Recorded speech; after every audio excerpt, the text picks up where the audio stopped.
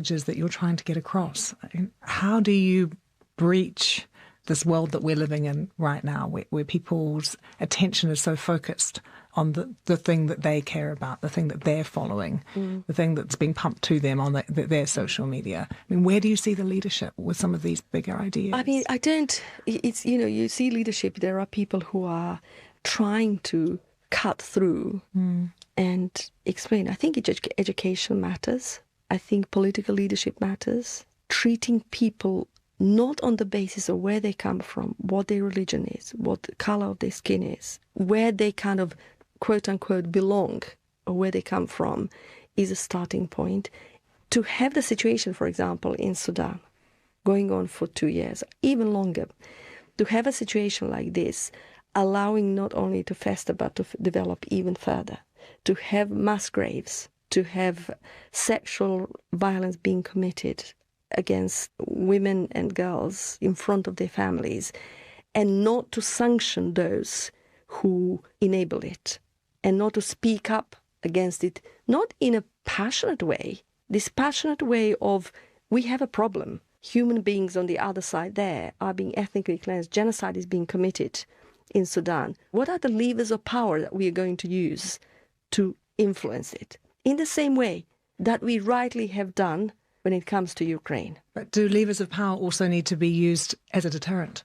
Absolutely, absolutely. And I think deterrent comes not when you have a crisis. You want to act before a crisis, and you use what levers of power you are on an international level or on here in the United Kingdom or with our allies and friends, etc. And you say, well, this is not something that can be tolerated.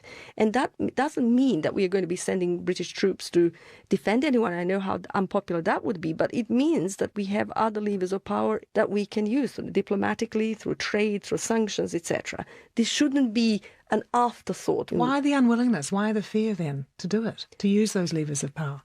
I think that there are too many interests that come into play. We are in a new era where human rights have been replaced by trade and economic interests, and they have almost entirely depleted our ability to show humanity to people on the other side. 30 years on from the war in Bosnia, it was such a different time.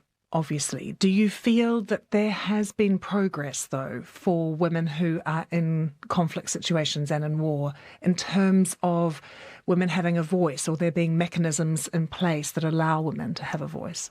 Yes, because not only because of the initiative itself, but because of what the initiative did to help others speak, and that someone is going to record it, that someone is going to potentially have that record preserved so that one day justice can be done. Thank you for listening to The Interview from the BBC World Service.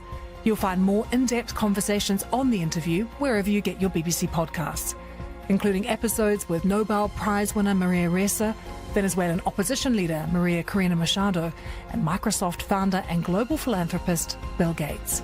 Until next time, bye for now.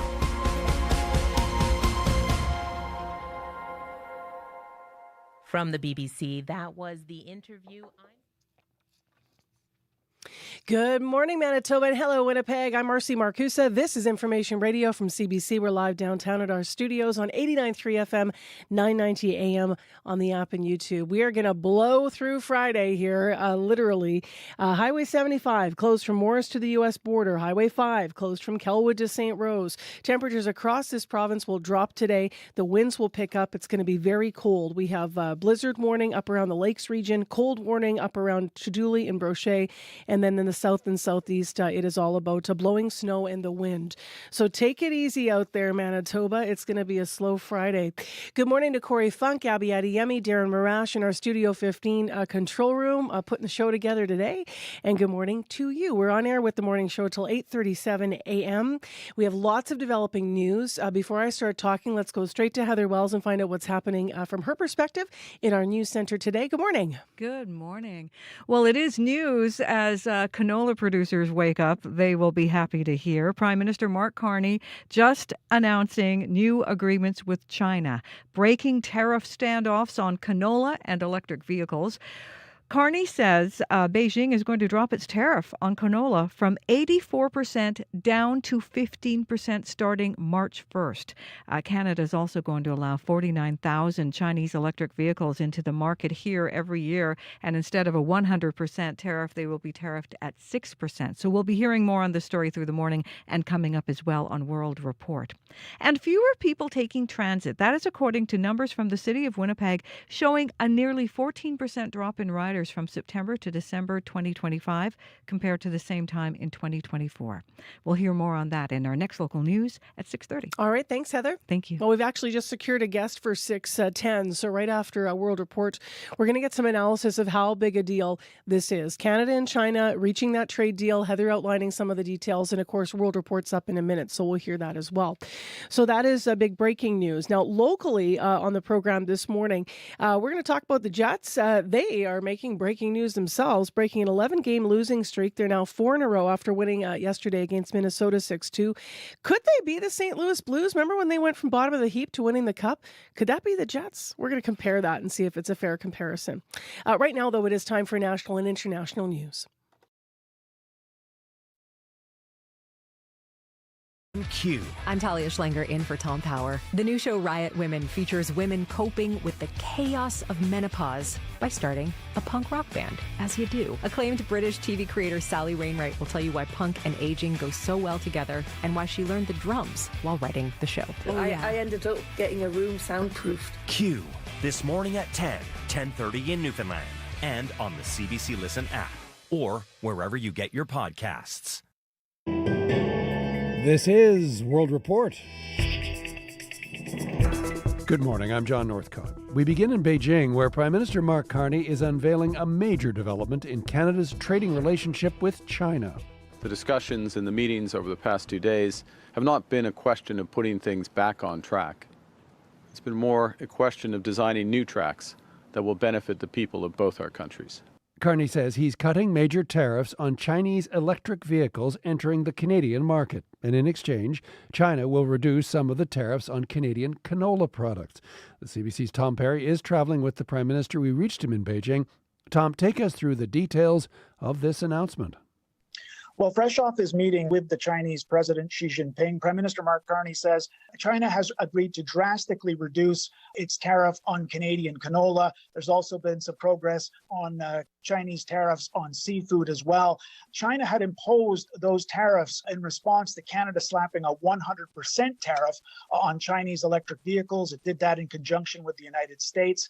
Carney says Canada will now allow up to 49,000 Chinese EVs per year to come into Canada at a rate of just 6.1%. That number is going to increase over time. This seems to have been enough for the Chinese to make concessions on their tariffs on Canadian seafood and agricultural products. That's going to make producers and politicians in Western Canada happy. The question is, how are these moves on electric vehicles going to go over with Canada's auto sector? Well, exactly, Tom. 49,000 Chinese EVs coming into this country. What do we think this could mean for Canadian automakers? Mark Carney says this is only a small fraction of the number of cars sold in Canada. That said, we do need to hear from auto manufacturers, from the auto parts sector, to hear what they have to say. Now, keep in mind, we'll also have to wait and see how this goes over in the United States. Now, Carney was asked about his coming to China, trying to strike these deals with China as opposed to the United States. And he was asked about whether Canada now sees China as a more reliable partner than the U.S. Here's some of what he had to say. The one comparison I will give you with the United States, our relationship is much more multifaceted, much deeper, much broader than it is with China. But yes, in terms of the way that our relationship has progressed in recent months with China, it is more predictable, and you see results coming from that. So that was the Prime Minister saying that, at least lately, the relationship with China has been more predictable than with the United States. The CBC's Tom Perry for us in Beijing. Thanks, Tom. Thank you. Meanwhile, British Columbia's Premier David Eby is wrapping up a trade mission to India, a country that until recently had a severe diplomatic rift with Canada. At its low point, Canadian authorities accused the Indian government of being involved in the killing of a Sikh activist in BC. But as the CBC's South Asia correspondent Salima Shivji reports, relations have warmed considerably since then. Well, the goal was to hit the ground running, and we have. BC's Premier David Eby sees his trade mission in India as a success. Nearly a week spent in the country that's now the world's fourth largest economy, talking to government officials and business leaders to drum up trade. Without a doubt, there is huge interest in the mining activity in British Columbia. Raw materials like nickel, cobalt, and copper that will help India's push for clean energy, all needed for massive solar farms and battery storage. Eby's visit comes on the heels of trips from Foreign Minister Anita Anand and Ontario's Trade Minister last fall. It's a far cry from how chilly diplomatic relations were between Canada and India just a year ago, with diplomats kicked out in both countries and a tense fight over allegations Indian government agents were involved in the killing of a Sikh activist, Hardeep Singh Nijjar, outside a BC Gurdwara. That legal process is ongoing, with 4 men charged with first-degree murder and conspiracy to commit murder. But Eby says trade is a separate matter entirely, even if the issue of transnational repression lingers. Yeah, it's of crucial importance for Canada to raise our concerns directly, but I also believe very strongly that that should be federal government to federal government. The new global trade reality hard to ignore for both India and Canada, feeling the pressure from an aggressive Trump administration's punishing tariffs and looking for more stable alternatives. Salima Shivji, CBC News, Mumbai.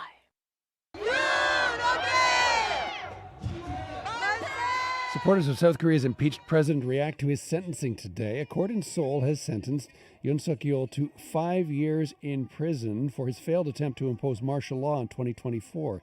Today's sentence is for abuse of power, falsifying documents, and obstructing justice. But Yoon faces more serious charges, including for insurrection, for which he could face the death penalty. A federal court of appeal is expected to issue a ruling this morning in this country on a controversial decision by the former Liberal government. The court has been considering whether Justin Trudeau unlawfully invoked the Emergencies Act in 2022, signaling the end of the convoy protest in Ottawa. The CBC's Catherine Tunney outlined the case. We cannot and will not allow illegal and dangerous activities to continue. It's been nearly 4 years since then Prime Minister Justin Trudeau invoked the Emergencies Act, giving authorities never-before-used powers to clear convoy protesters who had gridlocked Ottawa streets for weeks and blocked key trade routes in the name of protesting public health measures. Civil liberty groups took the government to court over the deeply divisive move, and in 2024, a federal court justice deemed Trudeau's decision unlawful and said certain measures infringed on protesters' charter rights. Federal Court Justice Richard Mosley wrote at the time that while there was a breakdown of public order, there was no national emergency in his view, and Cabinet did not meet the strict legal threshold needed to justify the act. The government turned around and appealed, arguing it was unfair of the judge to fault Ottawa's decision using, quote, 2020 hindsight. The public inquiry that investigated the government's decision came to a different conclusion than Mosley. Commissioner Paul Rouleau called the government's measures, for the most part, appropriate. Cabinet had reasonable grounds to believe that there existed a national emergency arising from threats to the security of Canada. Eyes now turn to the Federal Court of Appeal for its stamp on this controversial chapter of Canadian history. Catherine Tunney, CBC News, Ottawa. That ostrich farm in BC where 300 birds had to be culled late last year will have to pay a fine of $10,000. Universal Ostrich's birds became the object of international attention over the course of the year as the farm filed multiple court challenges to try to stop the cull over an avian flu outbreak. The Canada Agricultural Review Tribunal levied the fine, saying the farm's owners failed to report symptoms of avian influenza when it was first detected in December of 2024. The Quechua First Nation in Northern Ontario remains under a state of emergency. It's been almost 2 weeks since the remote community's water treatment plant broke down. Many of the 2,300 residents have been evacuated from the community. And as Jonathan Mignot reports, some of those who've stayed are finding their own way to cope. Adrian Sackney has just returned from the nearby Albany River. He filled a trailer with large chunks of ice, which he's bringing home to his family. It's not fun. It's hard work to go get ice to bathe my kids. Sackney doesn't trust the water from the water plant in Quechua. On January 4th, Chief Hosea Wesley declared a state of emergency. Residents have been ordered not to drink the water ever since. Robert Larivière is a consultant with Northern Waterworks. He's in the community to repair damage to the water treatment plant after the pumps failed. And I've seen municipal systems fail too. Things break, and budgets are tight, and sometimes you don't always have the parts, especially with aging equipment. Larivière says the water plant has new pumps now, but the community is waiting on test results before it can say the water is safe to drink. In the meantime, people are leaving. Half of the residents are already gone. Rita Wynn boarded a flight to Niagara Falls with their grandchildren. It's kind of stressful what's happening, especially when you have kids, and when they provide water for us, like water bottles, it's not enough. Kashechuan's chief says the community needs to move so it can solve these infrastructure problems. It's prone to flooding each year, which makes long-term investments difficult. Jonathan Mignot, CBC News, Kashechuan First Nation, Ontario. And finally. All right. That's actor Matthew McConaughey with his iconic phrase from the 1993 movie Dazed and Confused. At least we're pretty sure it's him. You see, McConaughey has filed a trademark for that line and his image, reportedly to protect it from misuse by AI. It's believed to be the first time an actor has used trademark law to protect themselves from being manipulated by artificial intelligence. Well, that is the latest national and international news from World Report. I'm John Northcott. Yes, I am. For sure. Absolutely. This is CBC News.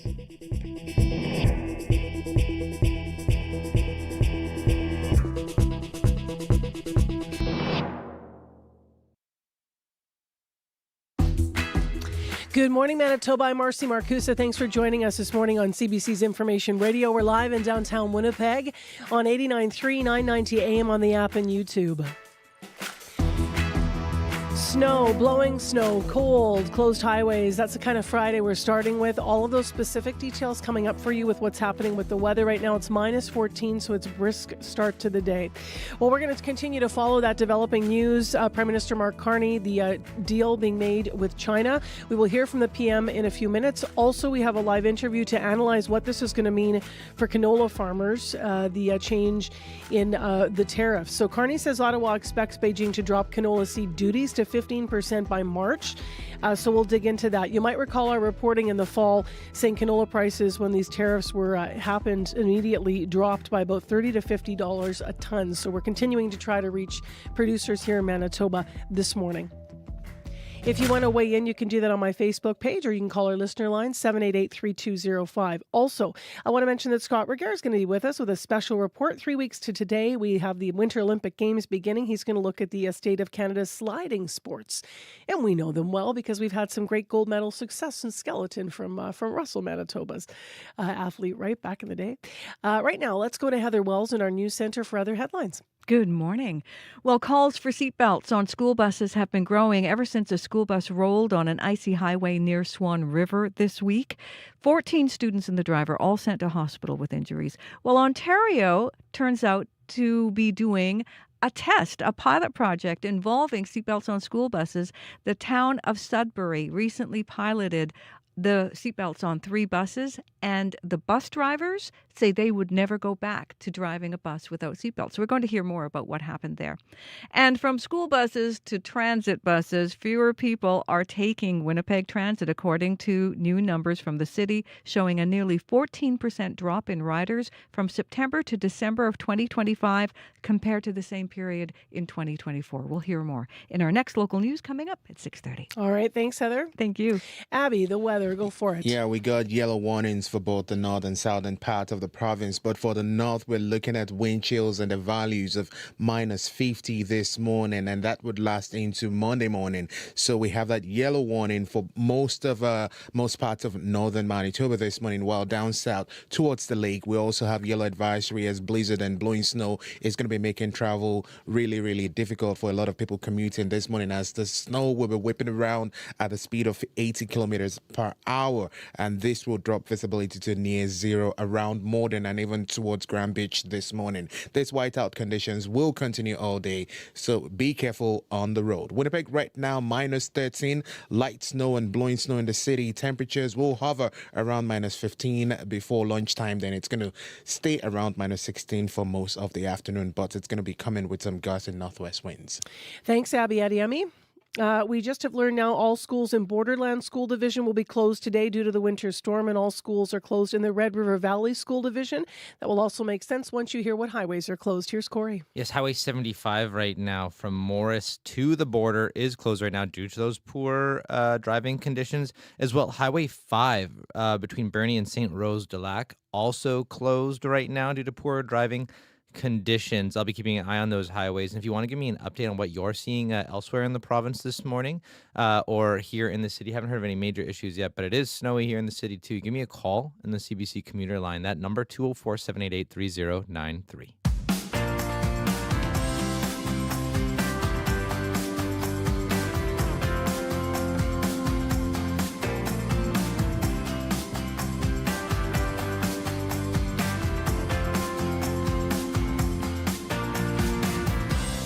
We're going to have analysis on this deal with China. First 2 minutes of the Prime Minister, Mark Carney, explaining it.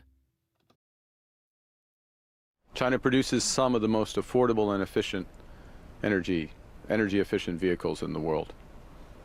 And in order for Canada to build our own competitive EV sector, we need to learn from innovative partners, access their supply chains, and increase local demand.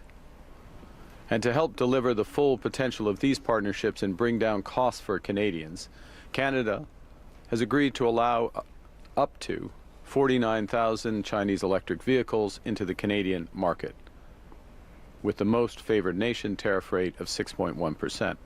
This is a return to the levels that existed prior to recent trade frictions.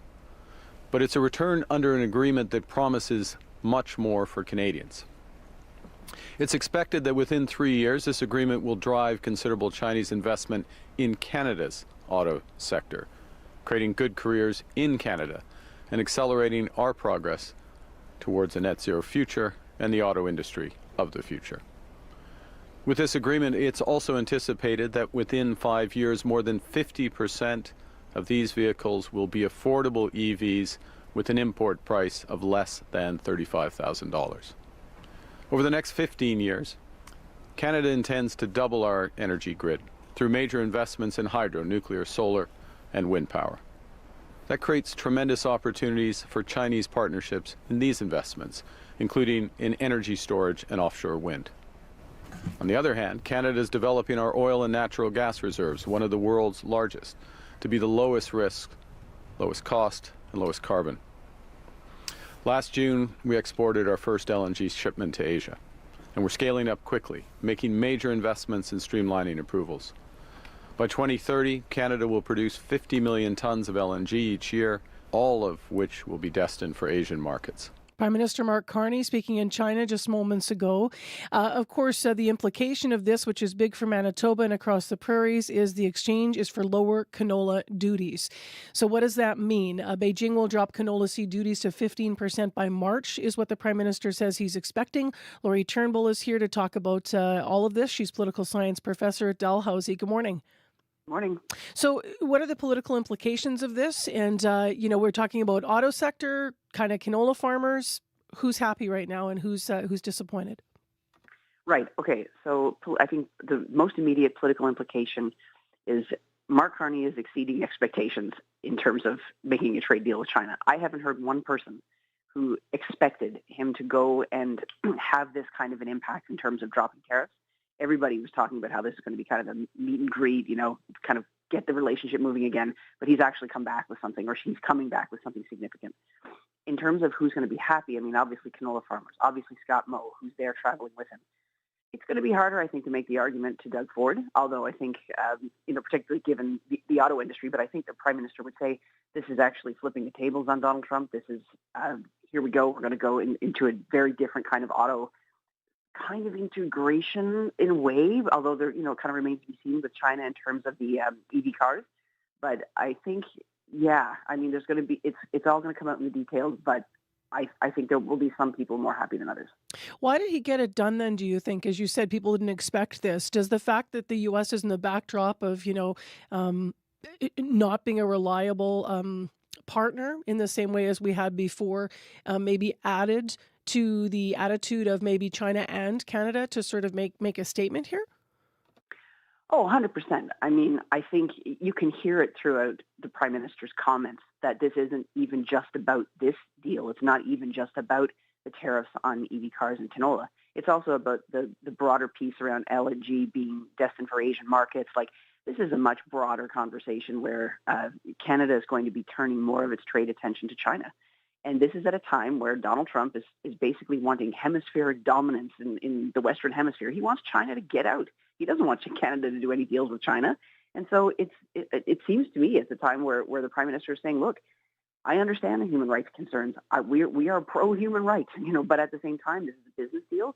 And he's saying that he's taking a kind of values-based approach to trade, but in a realistic, modern way. And that's him asking people to kind of say, look, we've got to do a deal for business. It doesn't mean we have to agree with everything China's doing, but that's going to leave us in a very prickly position with the U.S. Will it leave us in it's very early, this has just been announced, but I'm not sure if we've heard from the opposition parties yet on what their view is of this.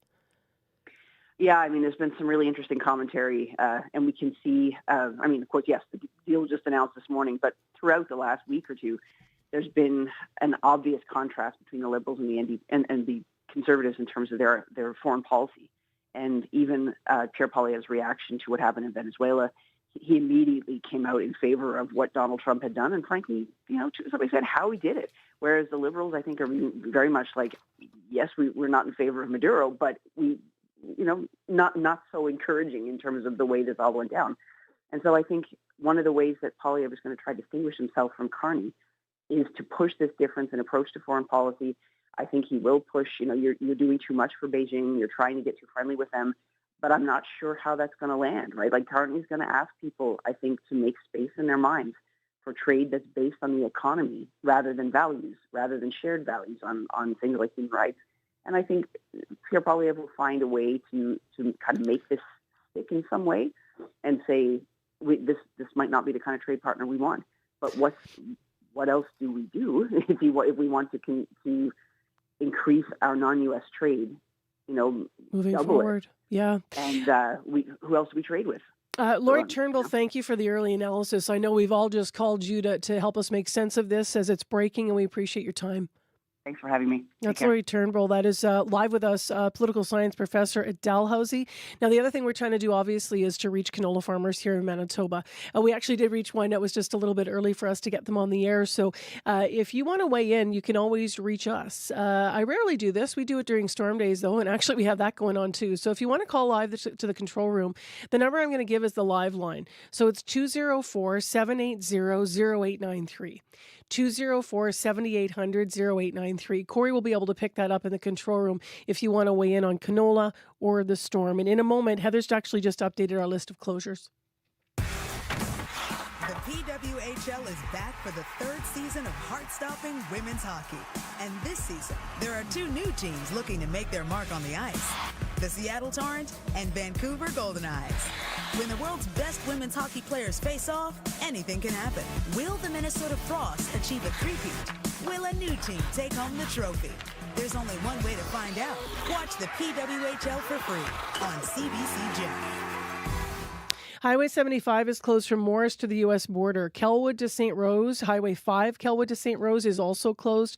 This is poor winter driving, blowing snow, icy roads. Borderland School Division is closed today due to the storm. All schools are closed in the Red River Valley Division and also in the DSFM this morning. Saint-Jean-Baptiste, Dieu-de-Plain in Laurier, École Aurore-les-Moines in Saint-Laurent, and as well as École Saint-Lazare, all closed. Bus cancellation, though school is on in École Saint-Agathe. So if you're in Saint-Agathe, you do have school, but there's no buses running.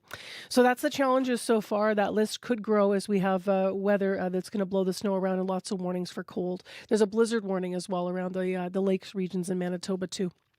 Well, all things cold is what we're going to be looking at when the Winter Games begin in 3 weeks. Canada's Olympic sliding teams are going to be named in the coming days, and the country has a long, successful history in bobsled, luge, and skeleton. Thank you, Manitoba, for the gold. Still, it could be tough sledding when it comes to making the podium in Milano Cortina. Scott Regehr of CBC Sports joins us to tee it all up. Good morning. Hey, Marcy. So let's start with bobsled. Canadians have made the Olympic podium in the sport lots over the years. How are things looking this time? Well, on the men's side, Marcy, it stands to be a challenge in Italy. The programs produce gold medal winners like Vic Emery, Pierre Lueders, Justin Cripps in the past. But with Cripps retiring after the last games in Beijing, there's no obvious heir apparent. Meanwhile, on the women's side, hopes rest with former Olympic sprinter Cynthia Appiah, who has now switched to sliding. Appiah, Marcy, is known for her love of trivia. In fact, here she is on Jeopardy!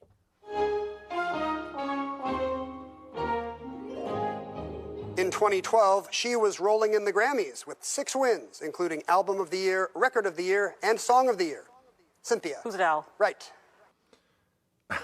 As quick down an icy track as she was answering Adele there during her recent appearance on Jeopardy! In October, Cynthia Appiah, Marcy, is Canada's best chance for a bobsled medal. She won silver at a World Cup monobob event just this month.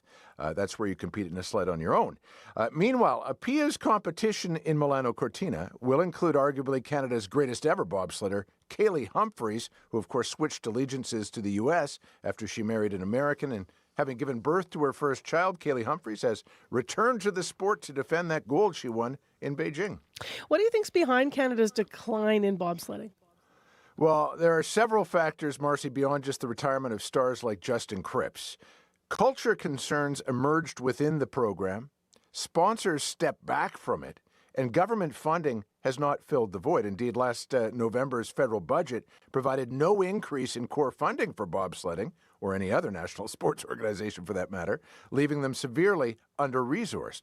Now, Cripps is serving in a coaching role these days, and under his watch, Bobsleigh Canada is getting creative in trying to unearth future medalists. Kelsey Mitchell's a great example of that. She's an Olympic gold medalist in track cycling. Mitchell transitioned to bobsleigh last summer and has been serving as a brakewoman. She was asked, Marcy, about how hard that adjustment has been. More differences than I thought there would be. On my bike, I was in control of everything. I was racing against one other person or 5 other people, or it was me against the clock, where now it's like, I'm going to push as hard as I can for 5 seconds and get in and hope that my pilot can take me down safely and fast. I've lost a lot of control, but I get on the line and I have less nerves, to be honest, because all I have to worry about is that push. It's believed Mitchell's push for a spot on the Canadian Olympic bobsled team will be successful. Her ultimate goal, though, Marcy, is to be a rare dual Olympic athlete, returning to cycling in time to compete for a spot at the 2028 Summer Games in Los Angeles. Skeleton is also going to name its Olympic squad soon, and like bobsled, there stands to be some strong rivalry with the United States. What are you going to tell us about that this morning? Well, there's some controversy here for sure surrounding American Katie Oolander, a former world champion nearing the end of her career. Oolander's been trying to accumulate enough qualification points to make it to Milano Cortina. She won a race in Lake Placid last weekend, which helped. What didn't help was that the Canadian team pulled 4 of its 6 sliders from that competition. The diminished field means fewer Olympic qualification points are up for grabs, which in turn means Oolander won't have enough to go to Italy. Without the full points, my Olympic dream is likely crushed. I've been competing for 23 years, and I have never seen this happen in this way. If an athlete was going to be removed to prevent an advantage or to protect another athlete, it was done ahead of time in a manner that would allow for maneuvering and it to be fair. So that is where I feel it crosses the line. For its part, Bobsleigh Canada says it removed its athletes after a couple of rounds of competition in Lake Placid because they're young and relatively new to the sport and had performed poorly. Adding some extra drama to this story, a Times of London report that claims Canadian skeleton coach Joe Cecchini admitted he pulled his racers to protect Canadian rankings. Now, the sport's international governing body launched an investigation this week into the matter, but did not end up disciplining the Canadians. All that said, Marcy, the rivalry heading into these Olympics between the U.S. and Canada is getting all the more intriguing. And it was always going to be, since Canada's best medal hope in skeleton is a 2-time defending world champion, Hallie Clark, who used to compete for the Stars and Stripes. And in Manitoba, we all got excited about skeleton back in the Vancouver games when John Montgomery won gold. Montgomery. Yeah, and then all. Still remember the pitcher of beer walking through the village of Whistler. Absolutely. And I remember a whole bunch of kids that winter going headfirst down hills, and we had to be like, okay, hang on a minute. There's some safety things going on here. Parents saying, thanks, John. Appreciate that. Let's talk about luge. Things should not be quite so contentious there. What are you going to be watching for in that competition? Well, likely more domination by Germany. Luge was introduced to the Olympics back in the 60s, and since then, Marcy, Germans have accounted for close to 3/4 of all gold medals won. Canada's history in the sport, slightly less distinguished. Alex Goff won bronze and then helped the country win silver in the team event at the Pyeongchang Games, but that's it. As for the lugers who'll be named to Canada's team for Milano Cortina, they're not likely to add any medals. They're a pretty young group, better suited to reaching the podium come 2030, although that's if funding improves. One of the leaders of the luge team, Vancouver's Trinity Ellis, recently pointed out it's hard to compete against countries like Germany and Austria, who are spending almost 4 times Luge Canada's entire annual budget on just their sled technology. So that's luge, skeleton, and bobsled teams. We'll know Canada's in the next few days named. They'll be sliding down one of the world's iconic tracks, though, as well, right? So if you've seen the Bond film For Your Eyes Only, then you've seen Cortina's Eugenio Monti sliding track. But the route actor Roger Moore took in that film, or at least his stunt double did, has been significantly altered. There's been about a $200 million controversial renovation that's taken place. I say controversial in part because hundreds of mature larch trees were felled to make room for the new track. That maddened environmentalists. With cost overruns and building delays, it frustrated organizers and competitors as well. Similar to Milan's controversial hockey arena, test events at the sliding track weren't held until very recently, and when they were, it was in a setting that looked like a construction site. All of that said, Marcy, the test run was deemed a success, and unlike the Olympic hockey rink, at least no holes were found in the ice, which is a relief, I'm sure, especially to those skeleton athletes who will be going headfirst down the track on tiny sleds at about 150 kilometers an hour. Oh, my gosh, right? You're talking about that Bond movie, and Abby was literally reenacting it on the other side of the glass. We're all like, oh, yeah, that scene. All right, thanks a lot, Scott. You betcha. CBC reporter, sports reporter Scott Regehr. A full coverage of Milano Cortina 2026, including opening ceremonies, begin February 6th here on CBC. We have problems with weather. We have highway closures. We have school closures. All of that full list coming up with more detail. But first, let's get started with details from our CBC Winnipeg News. This is CBC News. Good morning. I'm Heather Wells in Winnipeg. At 6:30, it is -14, and here comes the cold, the wind. We get all of it with blowing snow today. Right now, we do have some blowing snow. Good chance of flurries, and that wind, northwest gusting to 60. Our temperature is going to fall to -16 this afternoon with a risk of frostbite. It is the news prairie canola producers have been hoping to hear. Prime Minister Mark Carney closing his visit to Beijing, unveiling a major development in Canada's trading relationship with China. Carney says Canada will allow 49,000 Chinese electric vehicles into the Canadian market each year. And instead of a 100% levy, they will be tariffed at 6%. In exchange, Carney says China will lower its canola tariffs by March 1st. To a combined rate of approximately 15%. China is a 4 billion canola seed market for Canadian producers, and this change represents a significant drop from the current combined tariff levels of 84%. All of this follows a meeting the Prime Minister had earlier today with Chinese President Xi Jinping. Carney says Canada has a broader relationship with the United States, but the Canadian relationship with China has been more predictable in recent months. We'll hear more on this story throughout the morning right here on Information Radio, and the latest on this development from China coming up on World Report at 7. Should Manitoba consider putting seatbelts on school buses? It is a question swirling after a school bus rolled on an icy highway near Swan River this week. 14 students and the driver all sent to hospital with injuries. Sudbury, Ontario was one of 4 communities that piloted seatbelts on school buses in the past few years. Renee Boucher is an executive director at the Sudbury Student Services Consortium. She says seatbelts enhanced safety on their 3 buses in the pilot and had some unexpected upsides for bus drivers. As soon as we introduce the seatbelts, the children don't have a choice but to sit down and buckle up. So it has helped with the discipline issues on those buses, which explains why those drivers absolutely love them. The consortium used 3-point seatbelts in the pilot. Boucher says training and supports, including a song and how to buckle up video, helped cement this new system.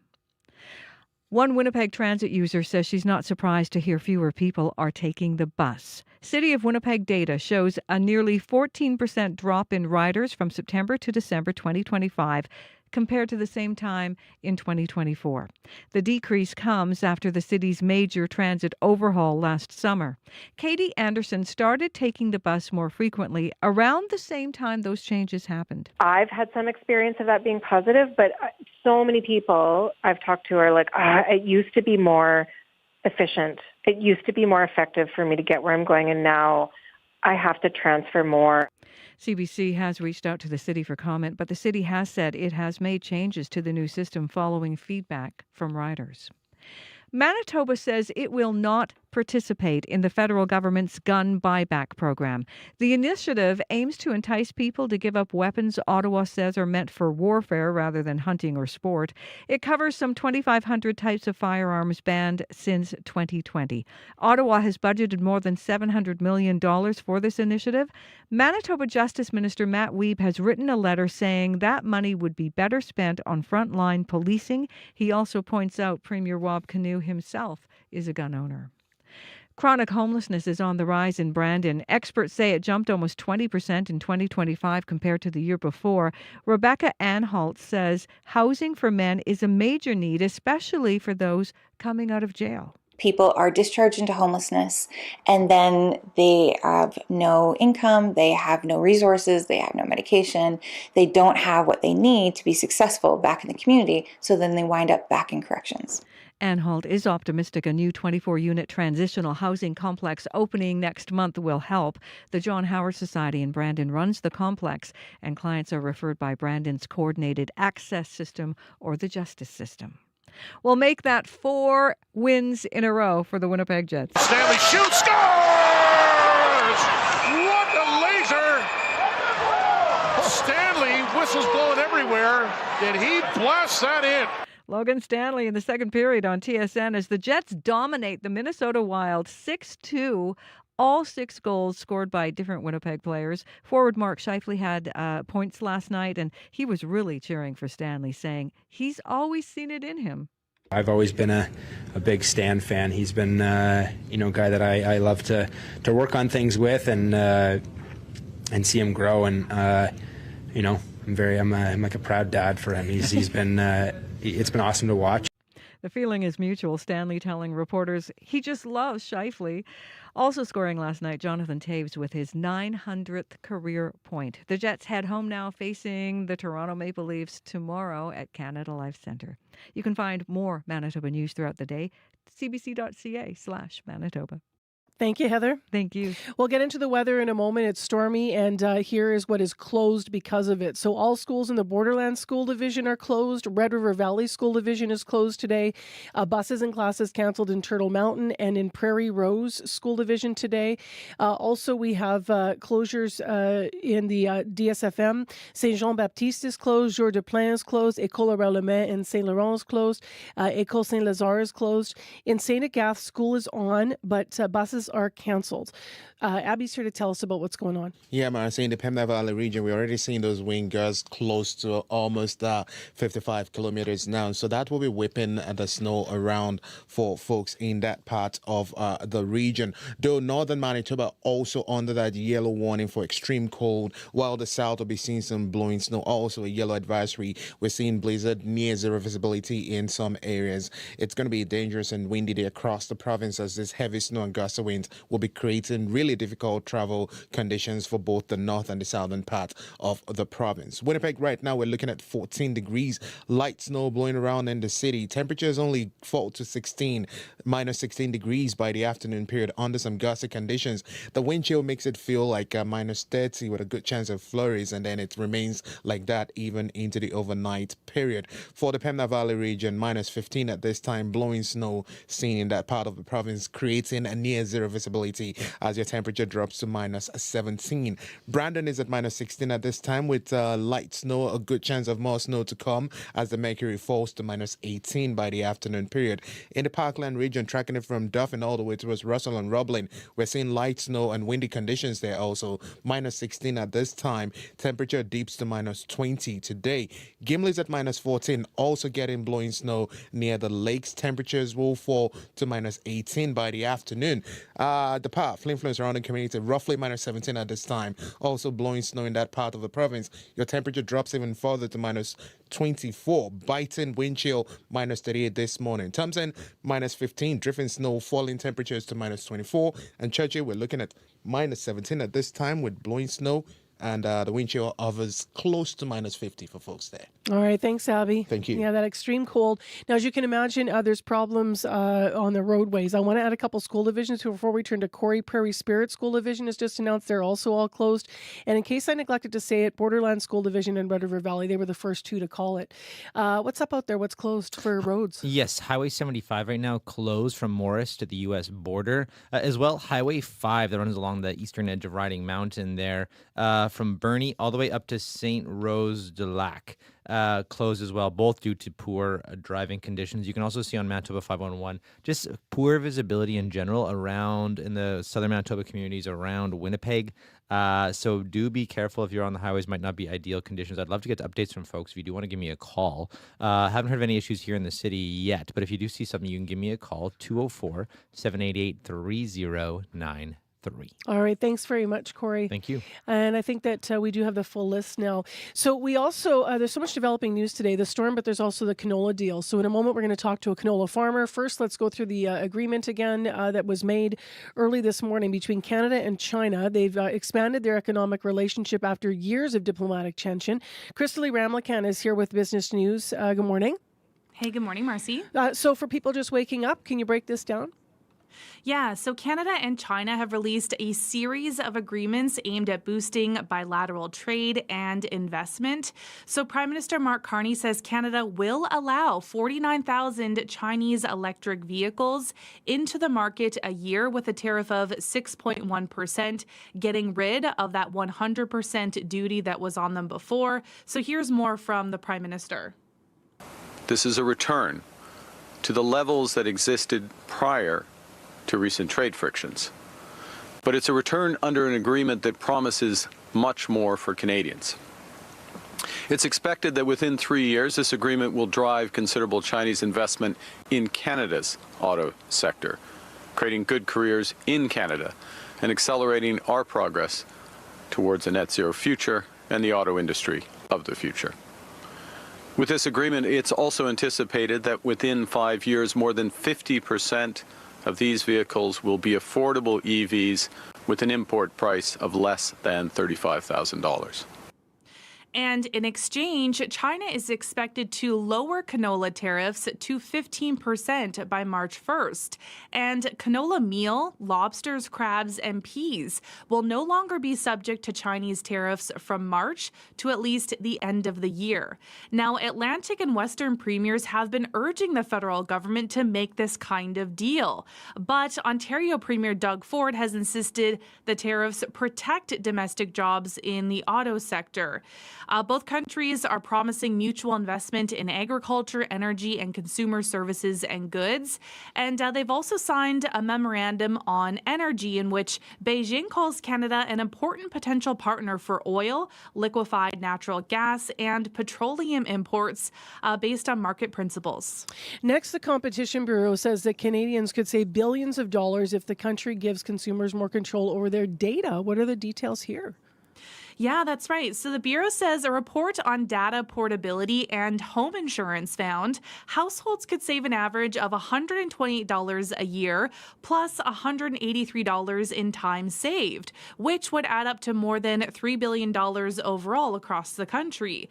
So the Bureau says savings could come if structures were in place so consumers could easily switch their data from one insurer to another by avoiding having to fill out forms, making it easier for people to shop around.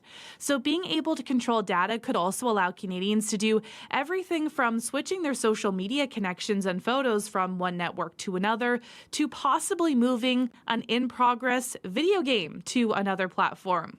So the federal government is already working toward making financial data portable through open banking, which could make it easier and safer to share information with things like budgeting apps or switch financial accounts. But while the savings, of course, can be significant, the initiative also creates privacy and security challenges and can be costly to implement. Thanks very much, Crystal Lee. We'll talk to you again on Monday. Appreciate you. All right. Sounds good. Thanks, Marcy. With our business news this morning, that is Crystal Lee Ramlakan. She joins us each and every morning here with a live report on Information Radio. Well, it is 6:43 a.m. It's Friday morning, January the 16th. Thanks for being with us today on CBC. Morning show's on until 8:37. Challenging times right now with some school closures as well with road closures. 75 from Morris to U.S. border. Highway 5 from Kelwood to St. Rose all closed. And lots of blowing snow out there.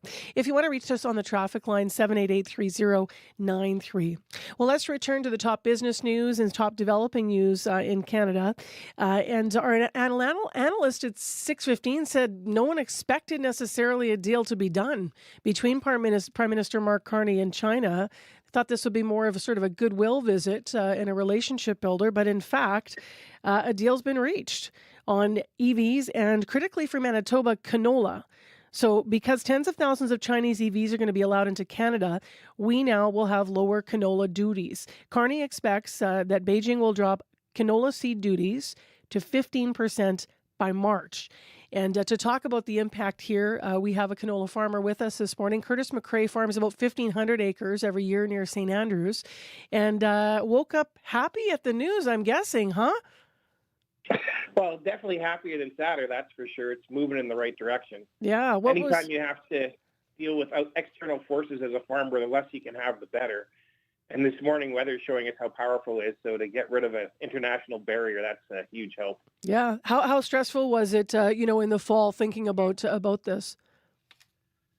Yeah. Well, fall's usually, the time to celebrate your harvest and what you're bringing in. But if nobody's willing to pay for it, it kind of throttles it down a little bit. But it also extended far enough that it would change our seeding plans for next year. So do farmers have enough canola programmed in for next seeding season yet, or is there going to be a change or shuffle? Or how much will this really affect the markets? Because between farmer and China, there's still a lot of people in between that need to take a cut. What does it mean for you then, Curtis, if you can give us sort of an example of outline what you're talking about there, which is you got to think ahead for seeding. So when you were planning, you thought these tariffs would still be there. So what is it going to mean for you? What kinds of things are you going to have to do at your own operation? Well, there may be a shift between some crops depending on how much this really does move the market.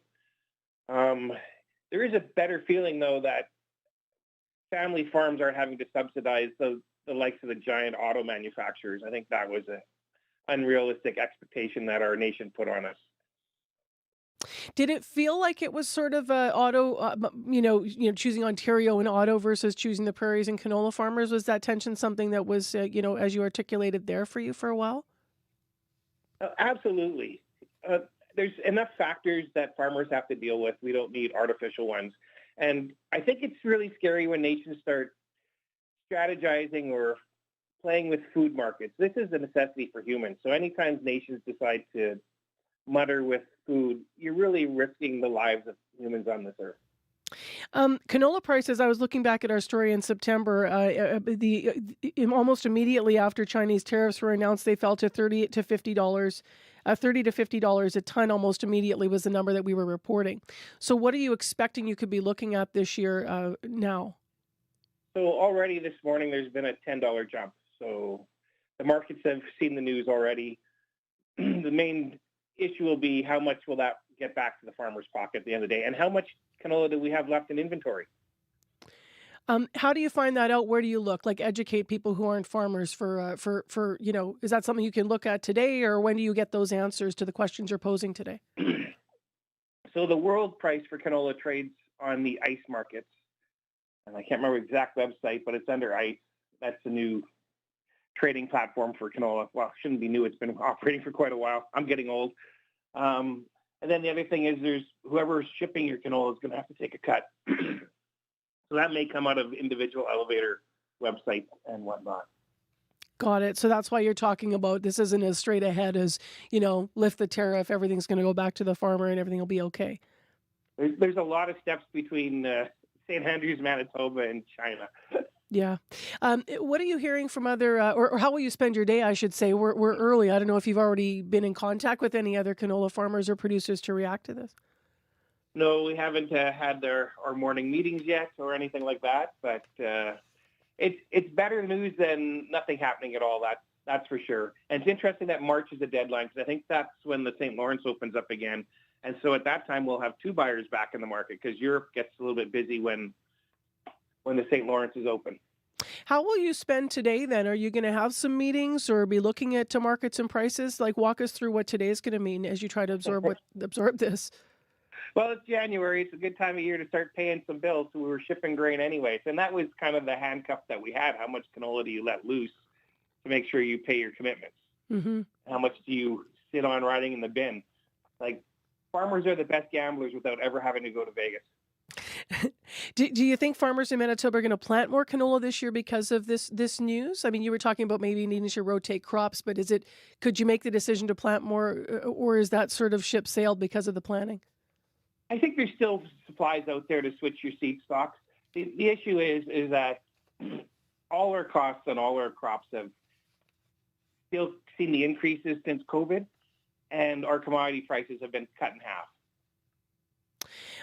Just lastly, politically, how do you view the Prime Minister upon making this deal? Well, I think he's doing his job. That's what he was voted in to do, so he's got to look after his people. Thank you very much for being with us this morning, Curtis. We'll see how the day develops and appreciate your time. Awesome. Thanks so much. Have a great day. Yeah, you too. That's Curtis McCrae, farms about 1,500 acres of canola every year near St. Andrews, and educating us on exactly what this is going to mean for producers and for canola farmers across the prairies and here in Manitoba. Early this morning, a deal being reached between China and Canada over some of the tariffs and electric vehicle tariffs being changed and lifted. More coming up, analysis on World Report. You can go right now, though, to read some articles on this at cbc.ca/Manitoba. Hi, I'm Saroja Coelho, host of the Saturday afternoon call-in show, Just Asking. And I'm Ian Hannamansing, host of the Sunday afternoon call-in show, Cross Country Checkup. Whether it's world events or what's happening in your backyard, every weekend we connect Canada live. That's Just Asking with Saroja Coelho, Saturday afternoons at 4 Eastern. And Cross Country Checkup with Ian Hannamansing, Sunday afternoons at 4 Eastern on CBC Radio 1. Well, Valentine's Day is just a month away now, and while it's probably a bit early to be buying chocolate or flowers, of course, if you're planning on shelling out for a diamond, you're probably doing your research. There's a lot to consider, especially with the growing popularity of lab diamonds. A CBC Marketplace investigation, however, has discovered there's more to the sparkle and meets the eye, and Ashley Tomlinson is with us to explain. Hi there. Good morning. So what exactly are lab diamonds, and why are more Canadians choosing them? I think it's important to note that lab-grown diamonds are authentic. And why I say that is because there is this lingering notion that it's not the same as a natural diamond, that it's fake, which just isn't true. Essentially, they are man-made with special equipment in a lab over a period of weeks. So they're not pulled from the ground like a mined diamond, but they do have the same physical and chemical properties. Lab diamonds are also easier to mass produce. The more that get made, the cheaper they get. And that's why you can find a high-quality stone for a really reasonable price. And a big reason people are flocking to buy lab-grown diamonds right now is exactly that, right? Mm-hmm. It's cheaper, and especially the younger generation, they're really clinging on to that. So if someone goes to buy one, what's the shopping experience like? A decade ago, you wouldn't find much. Now, almost every retailer has some sort of selection of lab-grown diamonds. And as we were researching the industry, a name kept popping up as the go-to guy to talk about this, Paul Zimnisky. He's an internationally recognized diamond industry analyst, and we caught up with him to get the inside scoop in Manhattan's Diamond District, perfect backdrop. And here's what he had to say. What is the data saying about lab-grown diamonds right now? How is the market? 10 years ago, it was probably under $1 billion industry if we're talking about complete lab-grown diamond jewelry. Today, I estimate it's as much as $40 billion, so it's grown a lot. Today, it's probably, you can get them for 95% less than an equivalent natural diamond, and it's an economy of scale business. So the more they produce, the lower the per unit cost. And this is why the price is dropping so precipitously. And Zimnisky, also says that these cheaper lab diamonds, they're in fact dragging down diamond prices overall. Now, to get an idea of the landscape, you and your team did some shopping, right? Oh, yeah, it was really hard shopping for bling. Tough assignment. Right? Yes, so we ended up buying 2 loose lab diamonds with the same high-quality specs. 1 carat, D-color, ideal cut, VS1 clarity. So a really nice stone. And we purchased one from the online marketplace Alibaba. Surprising that cost around $230 all in. And then another one that we bought from the jewelry site Blue Nile was over $1,600. So just a huge price difference, 7 times the cost of the other diamond. We shared our findings with some engaged couples at a Toronto wedding show. Here's how they reacted. Oh, okay. $220. I think that's mind-blowing. It just shows that we overpaid for this stuff. Yeah. Think of the difference between these two. Exactly the same stone. It's a scam. Completely different price. A scam. We love this as a budget baddie. Budget baddie. Good term, right? Yeah. How did you know your stones were legit, though? Yeah, and I mean, there might be some skepticism when you hear of prices like that, especially the $230 price tag, or even that it was bought on an online marketplace. But we did take them to an accredited appraiser, Eddie Young, to make sure they were the real deal. We also had certificates that we received with our stones. So he did a screening, though, and confirmed they are authentic. They're also the same quality and should be the same price. Here's more of his assessment. Identical, no difference. Identical. Yeah. Okay. So this is coming from the experts, so the one you bought from Alibaba, you cannot normally get it from a local jeweler locally for that price. That's what's interesting in all of this. We bought our Alibaba diamond from a vendor in China who claims to be a direct lab diamond manufacturer. Young says buying direct like that can save you big bucks. I think the bottom line, though, is do your homework. You really have to shop around and look at a mix of websites and marketplaces, especially if you're online, and compare prices. If you're unsure about buying from foreign manufacturers, there are some ways to protect yourself. You can do a search on the vendor or company, read the reviews, of course, make sure there's a solid return policy, and use a credit card or PayPal for that extra layer of security. You can also do what we did. Once you have your diamond in hand, you can go get it appraised. That's always a smart way to confirm everything checks out. And what does Blue Nile have to say about this dramatic price difference that you outlined here? Signet Jewelers owns Blue Nile, and when we reached out to them, they declined an on-camera interview.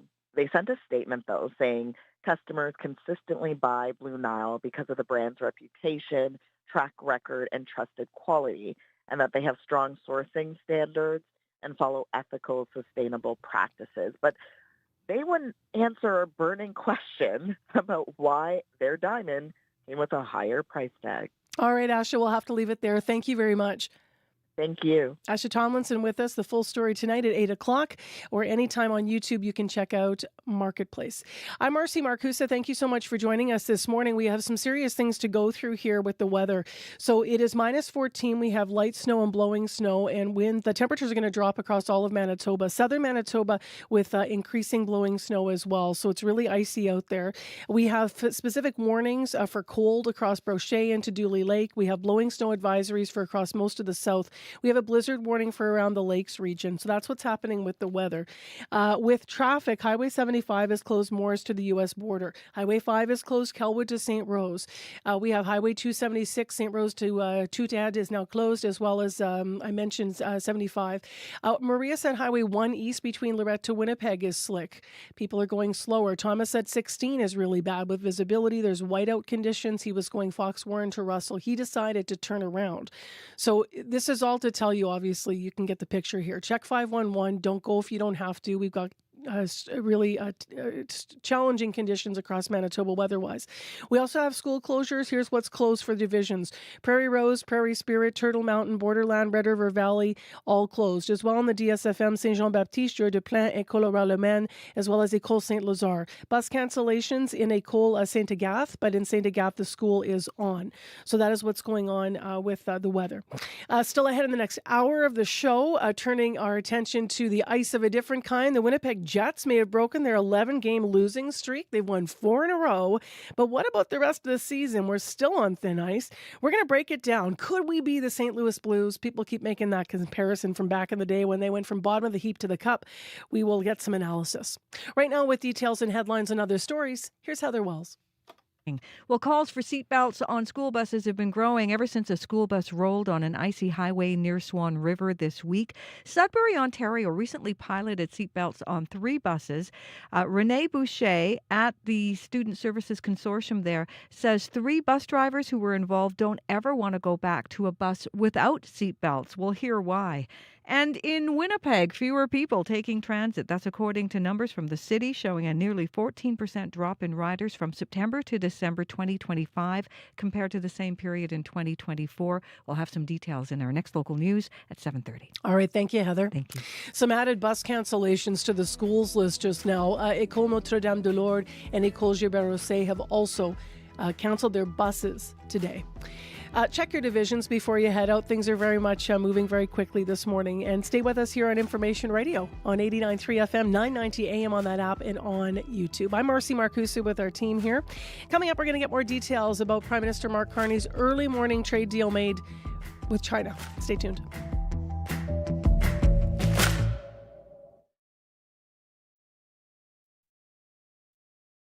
On the Current. When they found his wallet, they found his ID. Obviously, they know it's his ID. They found his hotel access card. I'm Pia Chattopadhyay. Nearly a year ago, Liam Toman went missing on a ski trip at Mont Tremblant. His mother has been looking for answers ever since and teamed up with the Fifth Estate and Enquête for an investigation. That's coming up on The Current. The Current, this morning at 8:37, 9:07 in Newfoundland, and on the CBC Listen app. This is World Report. Good morning, I'm John Northcott. We begin in Beijing, where Prime Minister Mark Carney is unveiling a major development in Canada's trading relationship with China. The discussions and the meetings over the past 2 days have not been a question of putting things back on track. It's been more a question of designing new tracks that will benefit the people of both our countries. Carney says he's cutting major tariffs on Chinese electric vehicles entering the Canadian market. And in exchange, China will reduce some of the tariffs on Canadian canola products. CBC's Tom Perry is traveling with the Prime Minister, and we reached him in Beijing. Tom, take us through the details of what is a huge announcement. Well, fresh off his meeting with the Chinese President Xi Jinping, Prime Minister Mark Carney says China has agreed to drastically reduce its tariff on Canadian canola. There's also been some progress on Chinese tariffs on seafood as well. China had imposed those tariffs in response to Canada slapping a 100% tariff on Chinese electric vehicles. It did that in conjunction with the United States. Carney says Canada will now allow up to 49,000 Chinese EVs per year year to come into Canada at a rate of just 6.1%. That number is going to increase over time. This seems to have been enough for the Chinese to make concessions on their tariffs on Canadian seafood and agricultural products. That's going to make producers and politicians in Western Canada happy. The question is, how are these moves on electric vehicles going to go over with Canada's auto sector? Well, exactly, Tom. 49,000 Chinese EVs coming into this country. What do we think this could mean for Canadian automakers? Mark Carney says this is only a small fraction of the number of cars sold in Canada. That said, we do need to hear from auto manufacturers, from the auto parts sector, to hear what they have to say. Now, keep in mind, we'll also have to wait and see how this goes over in the United States. Now, Carney was asked about his coming to China, trying to strike these deals with China as opposed to the United States. And he was asked about whether Canada now sees China as a more reliable partner than the U.S. Here's some of what he had to say. The one comparison I will give you with the United States, our relationship is much more multifaceted, much deeper, much broader than it is with China. But yes, in terms of the way that our relationship has progressed in recent months with China, it is more predictable, and you see results coming from that. So that was the Prime Minister saying that, at least lately, the relationship with China has been more predictable than with the United States. The CBC's Tom Perry for us in Beijing. Thanks, Tom. Thank you. Well, for more on this, we've reached Brian Kingston. He is the President and Chief Executive Officer of the Canadian Vehicle Manufacturers Association. Mr. Kingston, this deal with China will see tariffs on their EVs dramatically cut. What's your reaction? Deeply concerned. We had been clear that any sort of engagement with China on electric vehicles would be extremely risky at this period. The Canadian economy, the automotive industry, is deeply integrated with the United States. Securing a renewal of our trilateral trade agreement has to be the top priority, and engaging further with China at this time is putting that at risk. In addition, it sends the wrong signal. We have been clear that Chinese EVs are dumped and heavily subsidized. By allowing these vehicles into the Canadian market, Canada appears to be ignoring those very legitimate concerns in favor of securing other trade benefits with China. It's the wrong signal at a time where we should be supporting a rules-based trade order. Now, Mr. Kingston, I understand you had a meeting with International Trade Minister Dominic LeBlanc on this a couple of days ago. What kind of heads up did the federal government give you on this move? None. And we've been crystal clear with them that as we prepare for the review of CUSMA, making any sort of move on this would be extremely dangerous. So quite disappointed that despite those engagements and discussions, the government has chosen to go down this path. I think it ultimately threatens the most important trade relationship we have with the United States. Diversification, of course, is a smart option when we're facing challenges with the United States, but we will never change the fact that our largest trading partner has always been and will be into the future the United States. We have to make that relationship work. China will never replace even a fraction of our trade with the Americans. Brian Kingston, President and Chief Executive Officer of the Canadian Vehicle Manufacturers Association. Thanks for joining us. Thank you.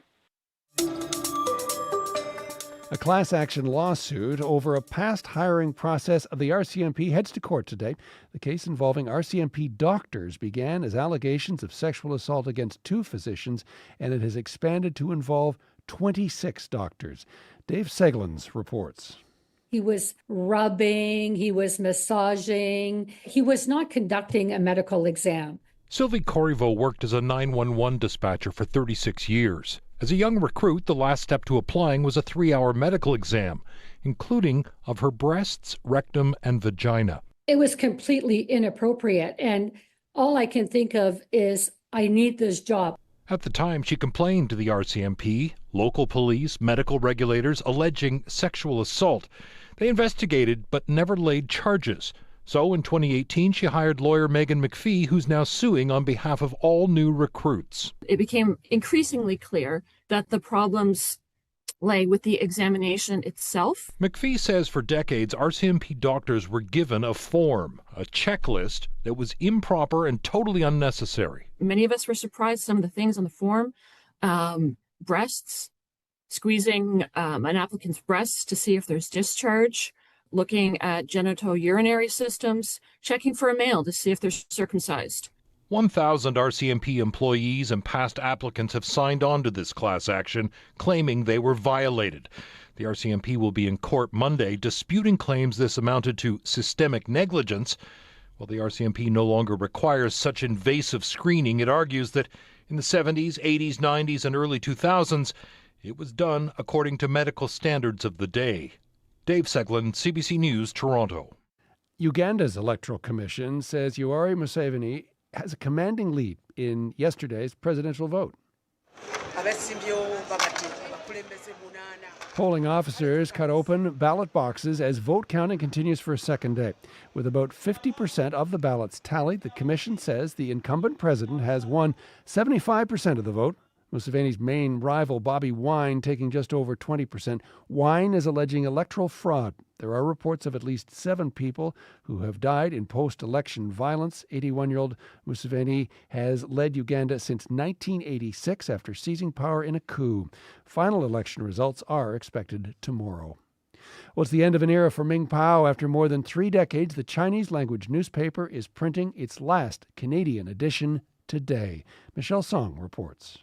They feel that now they lost not only a friend, it's a family member. BC Conservative MLA Teresa Watt worked for Ming Pao as an assignment editor in 1996. She says she cried when the publication announced its closure and says it's a devastating loss for the Chinese-Canadian community. Though they always write the story, cover the story from the angle and the perspective of the immigrants. Established in Hong Kong in the late 50s, Ming Pao launched its 2 Canadian editions in 1993 as some of the few Chinese-language publications.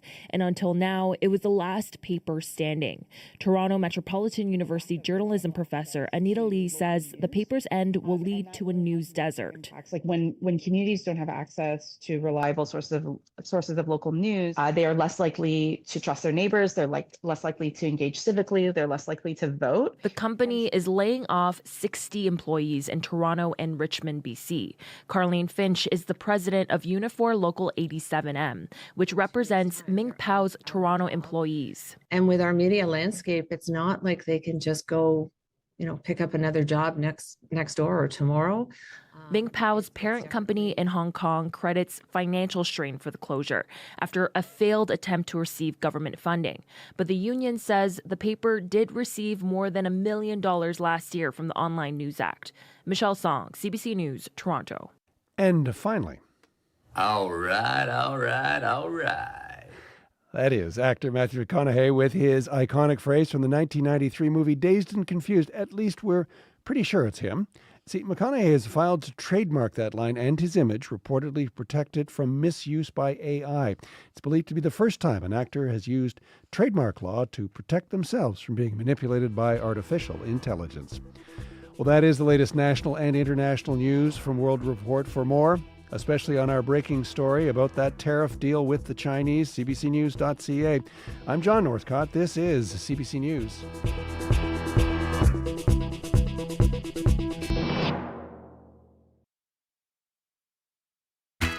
Good morning, Manitoba. I'm RC Marcusa. Thanks so much for joining us here on Information Radio, 89.3 FM, 990 AM on the app and YouTube. We have a challenging day weather-wise, some schools closed, and also some highways icy and stretches closed as well. So we're going to give you that list in a moment. This hour on the show also, we're going to be hearing about transit and some big challenges getting around Winnipeg. We're already getting early morning reaction to the deal with China and the trade deal. We talked to a canola farmer in the last hour of the show who said he's happy, but he also said, in his words, there's a lot of ground between where he is here in Manitoba and China. So he suspects that the improvement because of the deal being made won't be felt immediately. A lot of factors. So this hour on the show, we're inviting you to call us 788-3205. People are writing into Facebook, wow, good stuff in reaction to that deal being done. The Winnipeg Jets are also proving some good news. 4 games won in a row. Is the comparison to the St. Louis Blues fair? People looking back to their season where they went from the bottom to the Stanley Cup. We'll talk to Sean Reynolds from Sportsnet this hour. Right now, though, I mentioned the issues with transit. Let's go to Heather Wells for our headlines. Good morning. Well, fewer people are taking Winnipeg Transit. He's waiting for 40 minutes after school to just catch a bus. Never mind how long it actually takes in traffic. That's Katie Anderson. Her teen son just started taking the bus to school on his own. And as you heard there, he's found some challenges. He's not alone. City of Winnipeg data shows a nearly 14% drop in riders from September to December 2025 compared to the same time period in 2024. This decrease comes after the city's major transit overhaul last summer. And would seatbelts be the answer to school bus safety? There have been calls for seatbelts on school buses ever since a school bus rolled on an icy highway near Swan River this week. We're going to hear about a pilot project of seatbelts in school buses in Sudbury, Ontario, and what that has resulted in. That's coming up with other news at 7:30. All right. Thank you, Heather. Thank you. We have a full interview with Katie coming up as well, that transit user. And we have Bjorn Radstrom, who's been listening in. He'll join us live in a moment. He's the manager of transit service development for the city of Winnipeg. So that's coming up right away. Let's talk about what is closed in terms of schools, and then we're going to get into the weather. Here's your list of school division closures. Prairie Rose is closed, Prairie Spirit, Turtle Mountain, Borderland, Red River Valley, all closed. In the DSFM, Saint-Jean-Baptiste, Georges-de-Plaine, École Aurèle-Lemoine, École Saint-Lazare, all closed. École Saint-Agathe has school on, but there's a bus cancellation there. And there's also two other bus cancellations in École Notre-Dame-de-Lourdes and École Gilbert-Rousset. So that is what's happening.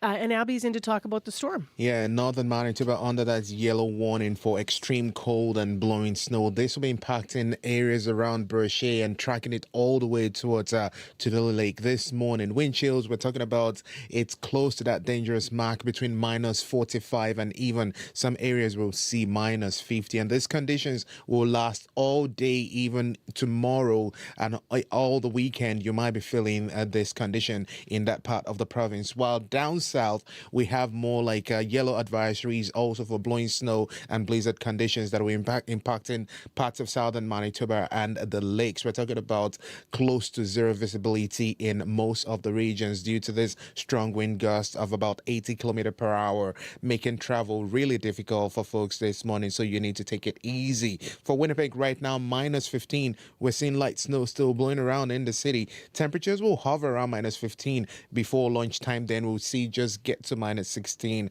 by the afternoon period, along with some gusty northwest winds, and there's a good chance of flurries to come into the overnight period. Wind chills would get to about minus 35 for Winnipeg later today, and then we see some sunshine tomorrow morning, but we need to deal with today first. Yes, we do. And we have problems with the highways, Corey. Yes, so Highway 5 from St. Rose de Lac to Oka River closed right now due to poor conditions, as well as Highway 5 from Highway 357 to St. Rose de Lac also closed, and then Highway 276 from St. Rose de Lac to the Aid. So essentially, if you're in the St. Rose de Lac area, you can assume that the highways around there are going to be very poor conditions right now. Grab a book and find a fire. Yeah, exactly. That's really what it comes down to. But also a reminder, Highway 75, earlier we said it was closed, but now the province has announced that it was open between Morris and U.S. border. So Highway 75 now completely open from Morris to the U.S. border, open in general from Winnipeg down to the U.S. border now. But poor winter driving, we've heard from a few people. Highway 16, Thomas says around Foxmore, he actually turned around because it was some whiteout conditions. Maria says Highway 1 east between Lorette and Winnipeg, very slippery right now. People going 70 to 80 kilometers an hour. So just be really careful on the highways. Haven't heard of any issues here in the city yet. But if you do see something, if you're walking, bike, and driving, you can give me a call. So I heard about snow drifts from down on a bike in the bike lanes this morning, but otherwise pretty bikeable. 204-788-3093.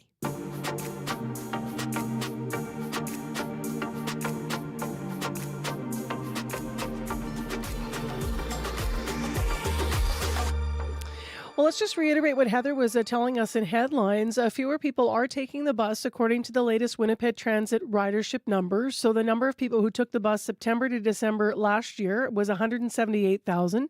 It's a 13.8% drop from 207,000 during the same period in 2024.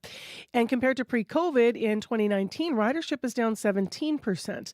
Now, you're going to remember, of course, that we had the biggest overhaul in a generation of our transit system last summer. The city says the goal goal was to make transit more accessible to more people by including high-frequency routes along major roads and connecting those smaller routes through residential areas. Bjorn Radstrom is with us via Zoom, Manager of Transit Service Development for the City of Winnipeg. Good morning. Good morning. So why do you think there were fewer people taking transit this fall? Well, there's a couple of things at play here. First of all, we were seeing a ridership decline starting in late 2024, and that kept going right through until the launch of the new network in June. And this is something that actually transit systems across the country have been seeing. And for a while, nobody really knew why this was taking place, and there's still no single cause. But one of the things that a lot of transit systems have been looking into and considering is that the federal government made a lot of changes, I guess just over a year ago, to the number of immigrants, temporary foreign workers, and students, foreign students that would be allowed into the country. And those groups generally tend to use transit more than other groups. So if there's fewer of them coming, then you're going to see a bit of a ridership decline just from that. That doesn't necessarily explain everything about the decline that started, but that's just one of the explanations. The other thing is, with the launch of the new network, we knew that we were going to see a decline in ridership at first for the first several months. It's impossible to say how many, because the reality is, even though this new network is simpler, more direct, more frequent, and more accessible for most people, especially people who live near major corridors, there are some people that it is worse for. And I was clear about that up front before we launched the new network. So the fact that we've seen a ridership decline from the people that it got worse for isn't surprising. And then on the flip side of that, what you've got is it takes time for people that now have better service available to them, but who never took the bus before, to realize it's there and to give it a shot. It might take them several months to even try taking the bus once. They could try taking it once and say, oh, hey, this is better than what I thought it would be. And the next week, then they might not take it, not for another 2 or 3 weeks. And they might take it another couple of times. And it sort of slowly builds like that. So this is exactly what we were expecting, but we just didn't know the timeline of how long the decline would be for and when the increase would start again. And right now we're sort of just in the thick of that. Okay. Let's hear a little bit more from Katie Anderson. So you just heard her talking about in Heather's headlines, her son waiting at school for a bus for 40 minutes, and that's the wait before the bus comes. She said she wasn't surprised to hear about the drop in ridership.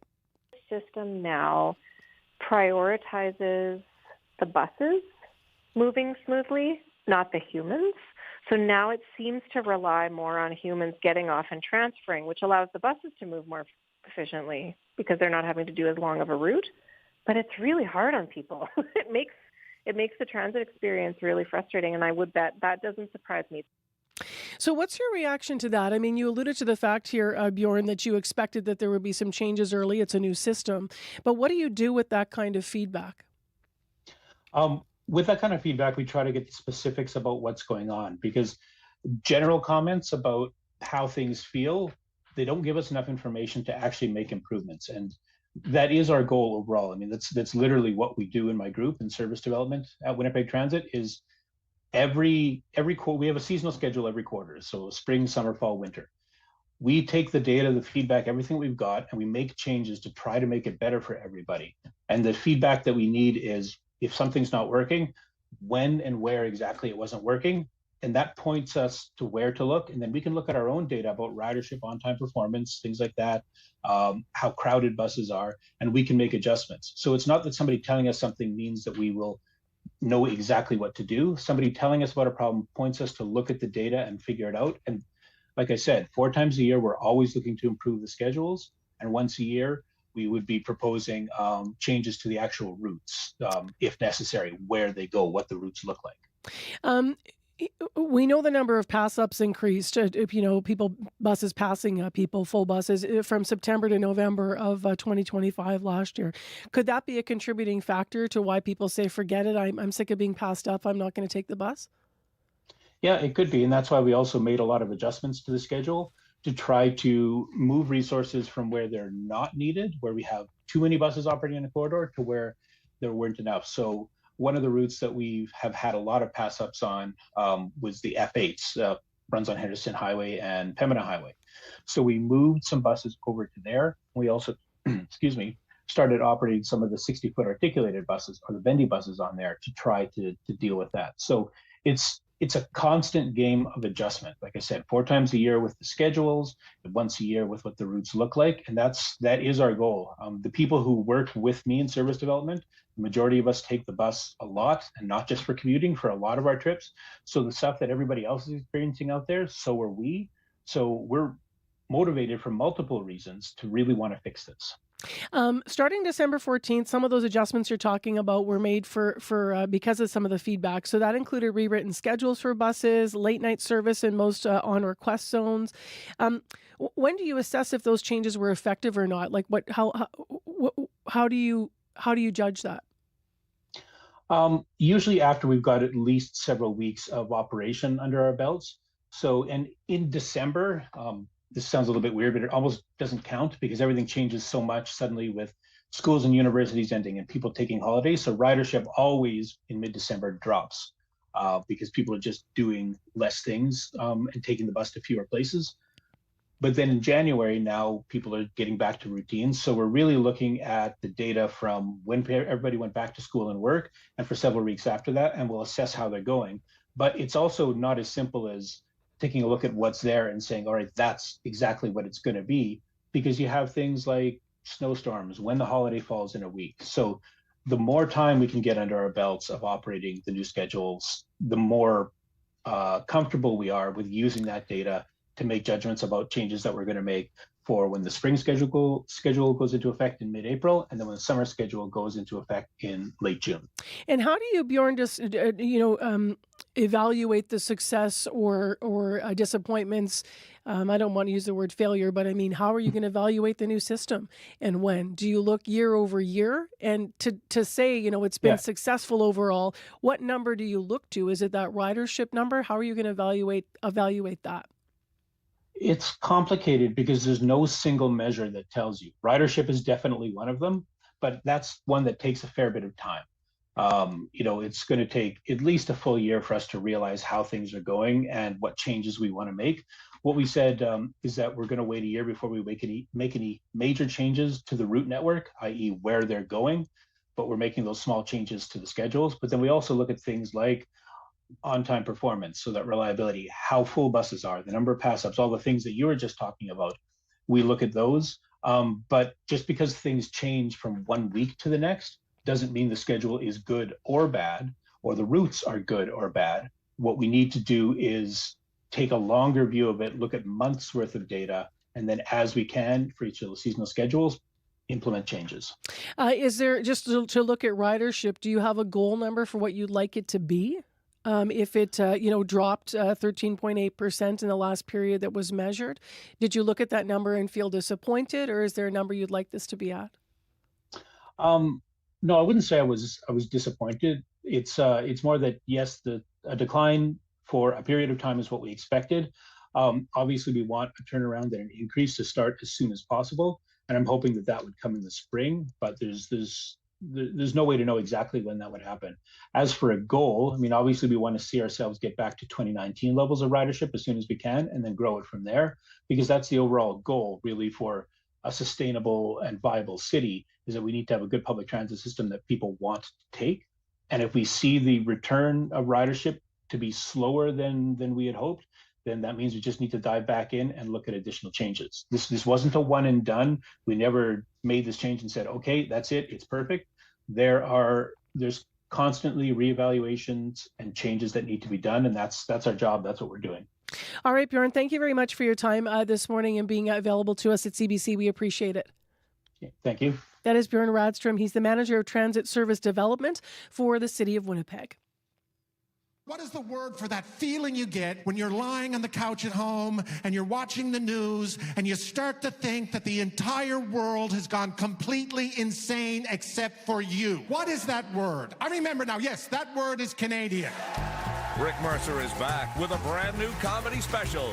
Join Rick Mercer, Sophie Buttle, Mace Galone, and Julie Kim in Stand Up for Canada. Catch all the laughs. Watch free on CBC Gem. 7:25 a.m. Challenging morning out there. Blizzard warning around the lakes. Cold warning to the north. Lots of schools closed south. Very icy, and some highways are closed. Now, highways are also reopened. 75 from Moores to the U.S. border is now accessible, but slow going. Take it easy. 788-3093 if you need us on CBC. Well, let's get to morning sports. Paul McGowan is in again for Scott Regehr. Good morning, Paul. Good morning, Marcy. So let's start on the ice. The Jets won their fourth straight game last night. Well, and we talked yesterday about the fact that maybe the Jets were catching the Wild at the right time, and Winnipeg jumps all over Minnesota last night. 3 first-period goals en route to a 6-2 final. 6 different goal scorers last night, including Mark Scheifele, who says that the bounces are finally going Winnipeg's way. Everyone's firing on all cylinders. Guys are making plays. It's been a great team effort, and even before, this 4-game, we were just kind of, we were giving up wins. We lose the one to Minnesota at the break, and a bunch of other 1-goal losses that easily could have been ours. And, all we can do is just keep focusing on the game at hand, and that's kind of what we've been doing. We'll enjoy tonight, and then come tomorrow, we're getting ready for Toronto. So that's kind of been the mentality. Scheifele continues to make a very good case to be the next man up for Team Canada at the Olympics. And echoing there, Scott Arniel's pitch about, take this one game at a time, catch one team at a time. But of course, as is the nature of the league, the team in front of the Jets, the Calgary Flames, also won last night. So no movement in the standings, but the Jets continuing to chip away. As you heard Mark Scheifele say, the next game is a home date with the Leafs on Saturday. Let's stay on the ice. Canada's long track speed skaters are getting ready for Italy. And the long track program is Canada's most decorated sport at the Winter Olympics. 42 medals all time. And the team this year is an interesting mix. You have a lot of veteran skaters. You also have a fairly large group of rookie skaters, skaters like Beatrice LaMarche. Tidjan Blumen at 39 is on the opposite end of that spectrum. He talked to CBC about his expectations heading into Italy. I'm going to give it everything I have. I'll be satisfied if I've done that afterwards. But yeah, I think the aim has always got to be to win it. I try to stay young, and surrounding yourself with young people, it helps. And I think I can still give them some excitement sometimes. The sports aging curve is so odd. Tidjan Blumen there talking as though he's 69, not 39. Now, he won gold and silver in Pyeongchang, did not medal in Beijing, but he does have a World Cup medal to his name this season, so we'll see if he can turn back the clock in Italy. And to tennis, a Canadian enters the Australian Open on a hot streak. I hope everyone is ready for more Victoria Mboko this year. She had a huge 2025, of course, and she's in the final tonight of the Adelaide International, the tournament that is sort of a tune-up for the Aussie Open. She says that she's feeling the pressure of her breakout season last year. It comes with all the players. It's not just me. I mean, if you're going to do well, you're going to have expectations. So it's a positive thing at the end of the day. And I don't want to take it in a way where you have to win or you have to do this. I feel like I'm at the very beginning of my career, so I don't want to set these unrealistic standards for myself. But of course, I want to do well, and I want to perform well. That is the always level-headed Vicky Mboko. And talk about a tight turnaround. On the one hand, you get to tune up for the Australian Open, but on the other hand, Mboko plays tonight at 8 p.m. in that Adelaide final. Her first Aussie Open match could be less than 72 hours from the final tonight. So you are tuned up and ready, but maybe not so well rested for the main event. No doubt. All right, Paul, have a good weekend. Thank you. Thanks, Marcy. You too. It's Paul McGowan with Morning Sports. I'm Marcy Marcusa. Thanks for being with us. I don't know about you, Manitoba. I feel like we all should have got the day off today. It's the end of the week. It's the middle of January, and we've got this huge challenge on our hands with the weather. Now, a lot of kids won't be in school today. We'll have the full list of storm closures because of schools being closed because of the conditions, and we'll have your full regional forecast as well, right after your CBC Winnipeg News. This is CBC News. Good morning. I'm Heather Wells in Winnipeg. It's 7:30. It's windy. It's minus 15 right now. That temperature will keep sliding to minus 16 this afternoon with the risk of frostbite and blowing snow. And the weather is making a ruckus throughout the province this morning. Well, canola producers are waking up to good news this morning. A deal between China and Canada to ease canola tariffs from 84% to 15%. Curtis McRae grows canola near St. Andrews. Definitely happier than sadder, that's for sure. It's moving in the right direction. You have to deal with external forces as a farmer. The less you can have, the better. And this morning, weather's showing us how powerful it is. So to get rid of an international barrier, that's a huge help. McRae says the markets are already reacting to the price, to this news on canola, with the price of canola going up $10 overnight. He says many producers had been considering changing the crops they will plant this year because of those steep Chinese tariffs. McRae says all their inputs have increased in price, so the price they ultimately get for canola will determine what they seed this year. Prime Minister Mark Carney in Beijing this morning announcing the new agreements with China, breaking tariff standoffs on canola and electric vehicles from China. Canada is agreeing to allow 49,000 Chinese electric vehicles into the Canadian market each year, and instead of a 100% levy, they will be tariffed at 6%. You can hear the latest on this story and other national and international news coming up on World Report at 8. Fewer people taking transit. That is according to numbers from the city of Winnipeg, showing a nearly 14% drop in riders from September to December 2025 compared to the same time period in 2024. This decrease comes after the city's major transit overhaul last summer. Katie Anderson's teenage son started taking the bus to school on his own for the first time this school year. So now he's waiting for 40 minutes after school to just catch a bus, never mind how long it actually takes in traffic. So somehow it's very hard. I'm sure the people doing this is very difficult. They're trying to respond to one thing, but they're sometimes impacting other things that we're working okay. The city's Bjorn Radstrom says the decline was expected as riders adjust to this new system. He adds transit ridership is declining right across the country. The city has made some changes since the launch of this new system after hearing feedback from riders. You can hear more on this story coming up in this next half hour on Information Radio. Calls for seatbelts on school buses have been growing since a school bus rolled on an icy highway near Swan River earlier this week. Now, Ontario may have lessons for Manitoba when it comes to school bus safety. Sudbury recently piloted seatbelts on 3 buses.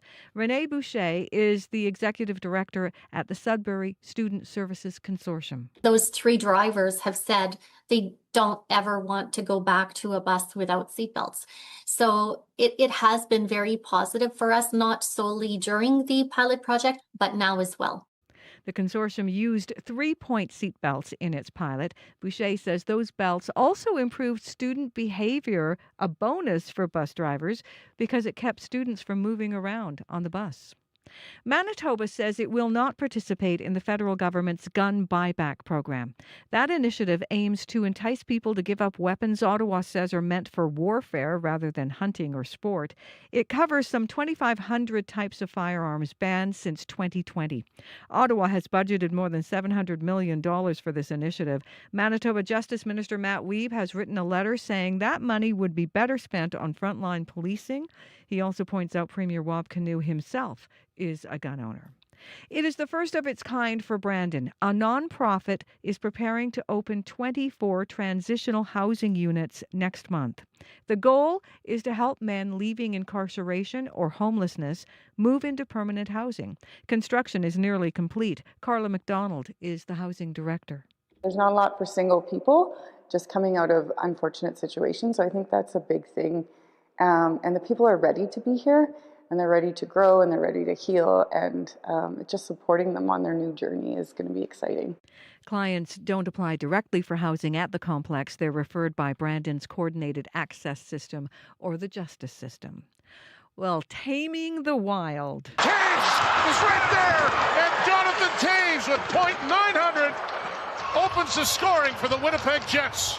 Jonathan Taves in the first period on TSN as the Jets make it 4 wins in a row with a convincing 6-2 win against the Minnesota Wild. All 6 goals scored by different players. Coach Scott Arniel says Taves is reaching the milestone and hitting his stride. 900 points, that's obviously amazing. He's feeling it, which is awesome. Hopefully he feels it right through the end of the season. But it took him a while to find his legs, find his sort of his place and his game. And now you see it, you're getting the rewards from it. The Jets are heading home now, hoping for another win tomorrow night against the Toronto Maple Leafs. You can find more Manitoba news updated throughout the day at cbc.ca/Manitoba. Thank you, Heather. Thank you. We'll have some analysis of the Jets and whether or not it's fair to compare them to the Blues and that big run from bottom of the league to winning the Cup in a moment. Actually, Sean Reynolds is going to join us from Sportsnet. Right now, though, a lot to get through in the weather. It's your regional forecast with Abby Adiyemi. Good morning once again. We're tracking that extreme cold in the northern part of the province. We're talking about this system is going to be staying in that region from now all the way till Monday. So it's going to be an extreme cold weekend for folks in the northern part of the province this morning. This will be impacting folks around Brochet and all the way towards Tudula Lake, and it might even spread further as you get into the weekend and close to Monday, where we're looking at wind chills in the values of -50 this morning, and this condition will stay with you. So I would advise you take it easy and be safe there. For the southern part of the province and around the lakes, we have that yellow advisory for blowing snow and blizzard conditions in effect. It's going to be impacting the Morden area and even all the way towards Grand Beach. We're talking about visibility dropping to near zero, and this will stay all day into the overnight period. Strong winds, we're talking about up to 80 kilometers per hour, making travel very difficult. Yes, the highways might be open for now, but you still need to slow down and take it easy, and of course keep the light on. Winnipeg right now -15, and light snow blowing in the city. We'll see the temperature stay here for most of the day. This afternoon, some gusty northwest winds will kick in and a good chance of flurries into the overnight period before we see the wind chill drop to about -35. So the southern part of the province, it's more going to be like messy and blustery. We're going to see blowing snow here and there, and we'll see temperatures stay between -14 and -20, while up north we're seeing temperatures just hover between -15 and -20, but the wind chill is the concern this morning, close to -46. Winnipeg right now, we're looking at temperatures, depending on where you are, -14, -15, some light snow whipping around in the city. And we say, hello, January. Oh. Right? Yesterday was 0. It was like so mild. Dear January. Yeah. Okay, let's get into the closures because of this for the schools. And then Corey's going to give us traffic. So these divisions are closed. Prairie Rose, Prairie Spirit, Turtle Mountain, Borderland, Red River. In the DSFM, Saint-Jean-Baptiste, Sur-le-Plain, École Laurent-Le-Maine, and École Saint-Lazare. Those are individual schools closed. Here's where buses are canceled, but school is open. École Saint-Lagathe is open, but no buses there. Buses are canceled in École Notre-Dame de Lourdes and École Gilbert-Rosset, so no buses in those regions. We do, as Abby alluded to, have some highways that have reopened. Here's Corey with what's happening out there. Yes, so Highway 75 is now completely open. It was closed earlier from Morris to the U.S. border, but now completely open. Of course, though not ideal conditions out there. Do keep that in mind. The highways that are closed right now, I'll let you know, Highway 5 from St. Rose-de-Lac to Ochre River, as well as Highway 5 from the 357, which is right in around Burnie, to St. Rose-de-Lac, right along the eastern edge of Riding Mountain there. Also, Highway 276 from St. Rose-de-Lac to Toots Aids as well. So if you're in St. Rose-de-Lac, maybe grab a cup of cocoa and just settle in for the day. Those are all due to poor conditions. Otherwise, you haven't heard of any other issues in the city, but heard of slippery conditions on Highway 1 East in particular, and Highway 16 as well around Foxhorn. Actually, someone decided to turn around because there was whiteout conditions there on Highway 16 between Russell and Foxhorn. If you do see anything else, though, or not see something, you do want to, because it's such poor visibility, you can give me a call, 204-788-3093. Well, it sure is more fun to be a Jets fan this week than it was last week at this time. The season's been highs and lows. As Heather was mentioning, after breaking that 11-game losing streak, they're now on a 4-game winning streak. We're looking toward the second half of the season. Here's what former NHL player and Paul Bissonnette, also known as a podcaster, Biz Nasty, had to say about the Jets. So you're never really out of it, and that's what makes the parity in the NHL so amazing. They've dealt with their fair share of injuries, but yeah, they can right the ship here. They got a lot of good players in that locker room, including a multiple Vezina winning goalies. So let's hope they do. Former NHL player Paul Bissonnette. But what should the team and fan mindset be for the rest of the season? Because people are starting to get excited with 4 wins in a row. Sean Reynolds is here to break it down this morning, reporter with Sportsnet. Hi, Sean. Hi, how are you, Marcy? I'm well, and Jets fans are doing better than we were last week. The Jets, obviously, we did break the 11-game losing streak, or they did rather. But when you hear about a team struggling like that, what comes to mind for you? After the 11-game losing streak. Yeah. I mean, for a lot of people, it's like, what's happening? Based on what happened last year, the success that they had last year, it was strange looking at that happen for the Jets because there's, bad teams that are last place in the league look a certain way. A lot of times they give up on themselves. Their body posture is really bad. They argue on the bench. They look like they've given up. And the Winnipeg Jets never look like that. They just always seem to be just on the wrong side of the razor's edge. So it almost seemed like, and I wouldn't say it was bad luck, but it was uncanny how they kept ending up on the wrong side of the scoreboard over and over again. So it just seemed a little unreal what was happening when they lost those games like that. So now they won 4 in a row. What are you seeing that's different, or is it really just a change of fortune? There's definitely a little bit more that you're getting from them. Like I said, they just always found themselves on the wrong side of the scoreboard. Now, there's a couple of games here that they've really, really done it up. And what you do see from the Winnipeg Jets is if how they were last year. If they get the edge, they can press that edge, and they've definitely been doing that now better than before. We saw them blowing a lot of leads before. They seem to be a little bit more confident. Their goaltending is getting a little bit better. There's a couple games there where they just found themselves on the right side of that edge. So I don't think that the 11-game losing streak was who the Winnipeg Jets were. The 4 straight wins, it's a little bit more, I think, who the Jets are. But also, it's one of those things where it's like, okay, they're doing really good right now, but they're getting a couple bounces going their way. It's maybe not as high as who the Winnipeg Jets are right now. Mm-hmm. There's a lot they need to do to make the playoffs. So there's a cautionary tale in here. So let's talk about the comparison that's being made. Biz Nasty even made this comparison with me when we were talking.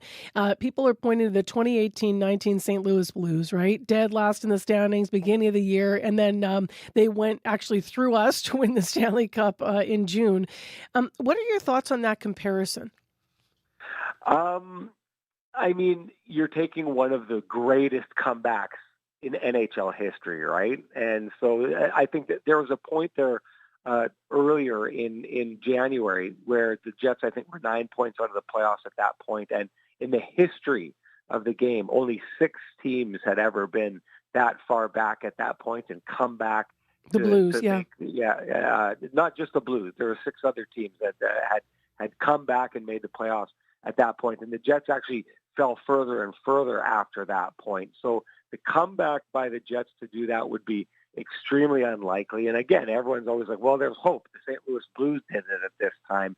But that was absolutely remarkable, the heater that they went on. The Jets basically have to win, in every 10-game stretch, 7 out of 10 games. There's only 2 teams in the NHL this year that are winning at that mark. So it's highly unlikely. Do I see the same kind of parallels? No, I don't. But, once something like that happens, there's hope, and fans want to have hope. And so that with an example like that, you can have hope. Who's going 7 for 10? Who's winning at that mark right now? The Dallas Stars and the Colorado Avalanche. And the Colorado Avalanche are on an absolute heater. But basically, the Jets would need to continue being, what they have been for these last 4 games. It would need to be this and basically this for the rest of the season. That's what you'd need to see from the Jets. And better, probably, as you said, not, rolling puck luck anywhere. Exactly. Owning it, yeah. So what do you think the mindset, just as a last question, for the fans should be moving forward? Well, I think the mindset of the Winnipeg Jets fans is right already. I mean, of the 3 wins that they've had in a row, the 4 wins they've had in a row, 3 have been at home. And the barn is it's been rolling, right? The fans have been great with it. And I know that we do our podcast, everyone's really upbeat and everyone's optimistic. good hockey fans, and I think Winnipeg is a good hockey town. You don't necessarily have to have a winner to have fans engaged. And I think the fans are engaged. I think they just want to see their team put its best foot forward. The Winnipeg Jets have been doing that. And hey, have hope. That's what being a fan is all about. You want to look for miracles. Hey, you take a look at the Manitoba Miracle last year. That shouldn't have been possible that happened, and this team pulled that off. So maybe there's more miracles in the offing. All right, Sean. Thank you. Have a great weekend. Yeah, thank you. Bye-bye. Sean Reynolds, reporter with Sportsnet. The team back in action tomorrow night for the always anticipated Toronto Maple Leafs matchup. Puck drop tomorrow is 6. If it happened today, find out today. That's the power of having the news in your hand. Get late-breaking news from reporters across the country, straight to your mobile device. Customize your experience with news from your region and what matters to you. Whether it's big headlines, detailed articles, live events, or on-demand video, CBC News has got you covered. Connect to the world. Download the free CBC News app or visit cbcnews.ca. 7:46 a.m. A challenging weather morning across Manitoba with cold weather, blowing snow, some highways closed, especially around St. Rose-de-Lac, and a list of school closures as well. Take it easy out there. Check 511 before you go anywhere if you're heading out and you have to. I'm Marcy Marcusa. Thanks for being with our team here at the show. Coming up on the program after 8. Oh, there's Heather. Something else has changed in the school situation. Top here, thank you. Now, this is due to near zero visibility. Fort LaBosse now has also announced they won't have buses running, and schools are closed there. So we continue to get school closures. It's quite a long list, as I alluded to. This started coming in early this morning. Please check our website for more at cbc.ca/Manitoba. I was about to tell you what's coming up after 8. If you're a police officer, how are you doing out there? There was a psychological report ahead of a sentencing hearing this week for a former police officer where he talked about how he struggled for years with alcohol and drug use. We're going to ask after 8, what is the landscape of helping officers? Could he have gotten help? We're going to talk to the director of the Center for Policing and Criminal Justice Research to hear her thoughts after 8. Right now, a bit of music from Chantal Kreviazuk. You might know the tune Feel This Moment. It was a hit for Pitbull and Christina Aguilera, kind of a pop dance tune. But Chantal Kreviazuk actually wrote it, and now she's got this album out where she's doing her own versions of her own tunes. So this is a pared down version of Feel This Moment.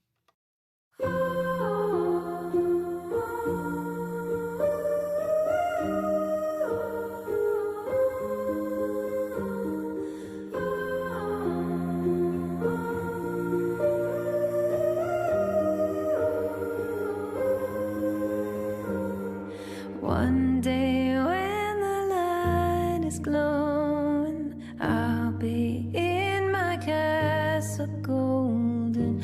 But until the gates have opened, I just wanna feel this moment. Oh, I just wanna feel this moment. Oh,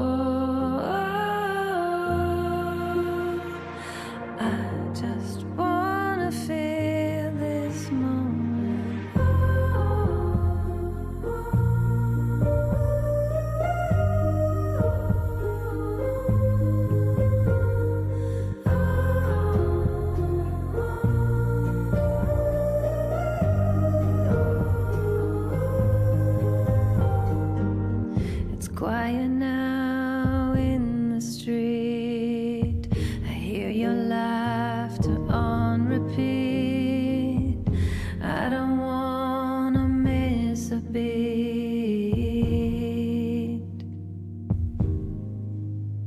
We're in a hurry, but don't give in. We'll never be quite here again. On the rock, just floating.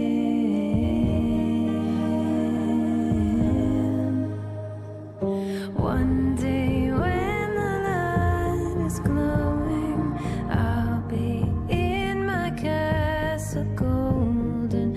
But until the gates have opened, I just wanna feel this moment. Oh, I just wanna feel this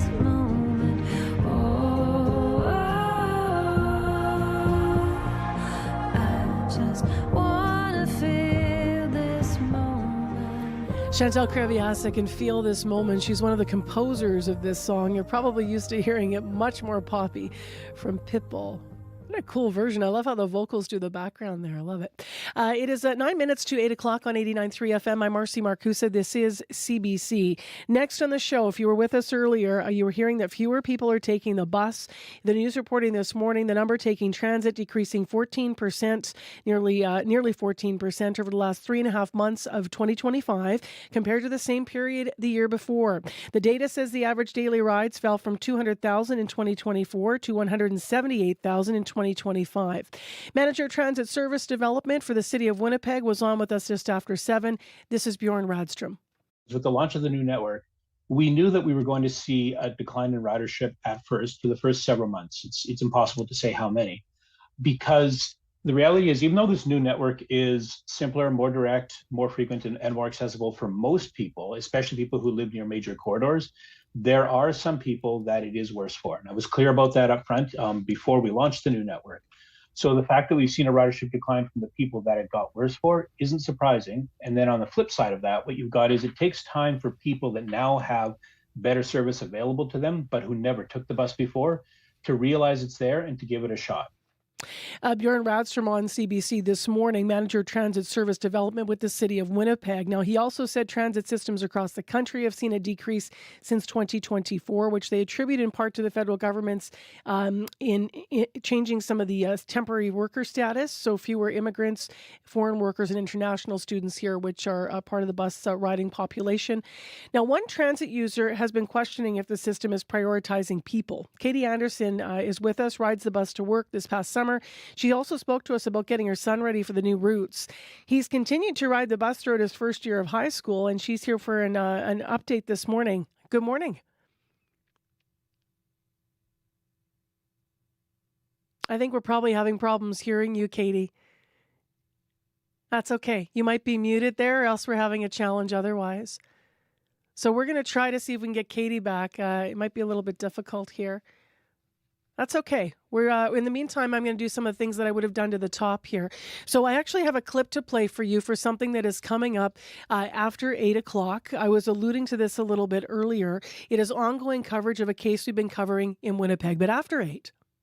The more support we can offer officers, the more opportunity we have to get ahead of these kinds of situations so we don't have such serious conduct problems happening. We're going to hear about the stigma. We're going to hear about, the stigma around police officers reaching out for help and how that could be overcome. So stay with us. This is coming out of Bostock and his psychological report that was given ahead of his sentencing hearing. He's a former Winnipeg police officer, and in that report it says he struggled for years with alcohol and drug use. So could he have gotten help? The director of the Centre for Policing and Criminal Justice Research is who we just heard from, and we have a full interview coming up after 8. Right now, back to transit. I do believe we have transit user Katie with us now. Katie Anderson. Hi, Katie. You can hear us now? Yes, for sure. Good morning. Okay, great. What problems has your son had riding the bus? Well, I think it's just the main issue he's had is not so much the route as really full buses, really packed, and sometimes buses passing by because they're too full. Yeah. And what do you think of what you heard from Bjorn Radstrom this morning, saying they expected a certain amount of decrease? It's a new system.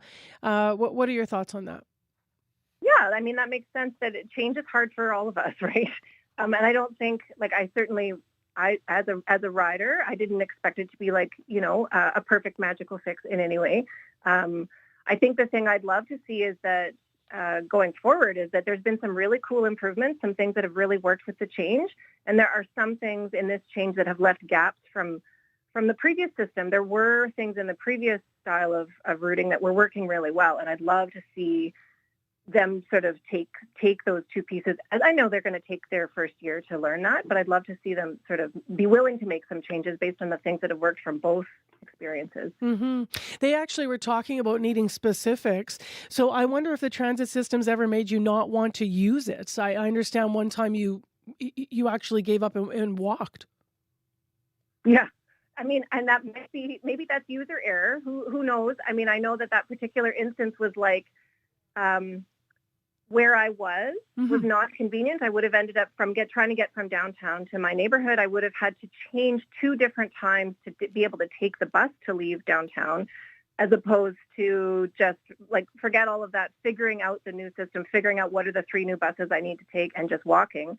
I know my husband commutes every day on the bus, and often when buses are so full downtown and very late on the schedule, he will often just walk and will get home faster than standing around waiting for some bus to finally pick him up.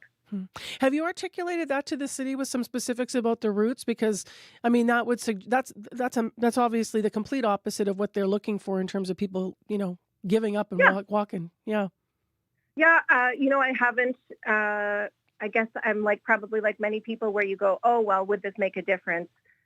Do they really want to hear about this one specific instance? Because I like to give the benefit of the doubt when those things happen. It's like, oh, it must be a weird day. It must have been something that happened. Yeah. But I do keep hearing that people are having anecdotally that kind of experience, where these little frustrations, maybe because we're in this period of going through a change, when we have something happen that's frustrating, we attribute it to the change, and it might just be sometimes taking the bus is a pain in the butt, However, there's problems. So you've said the system seems to be prioritizing buses over people. What do you mean by that? I just get the feeling the design of the system, and I mean, even in some of the literature I read from transit at the beginning of the change, reading in the summer about what changes they were planning to implement in the fall, this idea of designing, keeping buses from having to flow through the center of the city, because that slows buses down and it makes it harder to run on a good schedule for the buses. But people are often trying to get from far away into the center of the city. And so to allow the buses to move efficiently, they're shortening the routes a bit so that there's more specific routes with the buses, just sort of in and out, and not getting stuck as much with a long through the city route. But it means people have to do the work of moving from one shorter bus to the next to get to a long distance. Whereas the older system was the old streetcar model, where it was just from one far end of the city straight through a route through the center and through to another route on the other side. So, which was a little bit more about you as a rider being able to get on and go very far on the bus without you having to move. And now the new system seems to be requiring people to do a bit more of that moving to make the routes work for them. Well, it's certainly going to be slow this morning, not just with looking at the system, but with the storm out there too. Thank you very much for weighing in today. Appreciate having you on CBC. Yeah, thanks a lot. Take care. That is Katie Anderson, Winnipeg Transit user. I know a lot of you write to us, so go ahead and fill the phone line, especially if you heard our first interview with the city as well. 788-3205. What specifically is not working for you with the new transit, and what is working better? Just to open it up to some positive feedback as well. Heather Wells is in with headlines now. Good morning. Well, moving in the right direction, that from a Manitoba canola producer today, after learning of a deal between China and Canada to ease canola tariffs from 84% to 15%.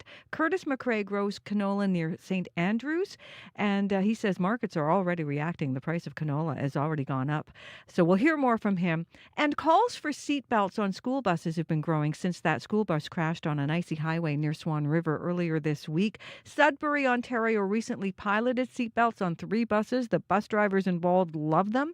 We're going to hear more coming up in our next local news at 8:30. Thanks, Heather. Thank you. Light snow and blowing snow in Winnipeg, -15. Temperature's going to fall this afternoon. Those gusty winds are all across southern Manitoba. Around the lakes, there are challenges with blizzard and zero visibility. And we have some highway closures, especially around St. Rose de Lac. Stay with us.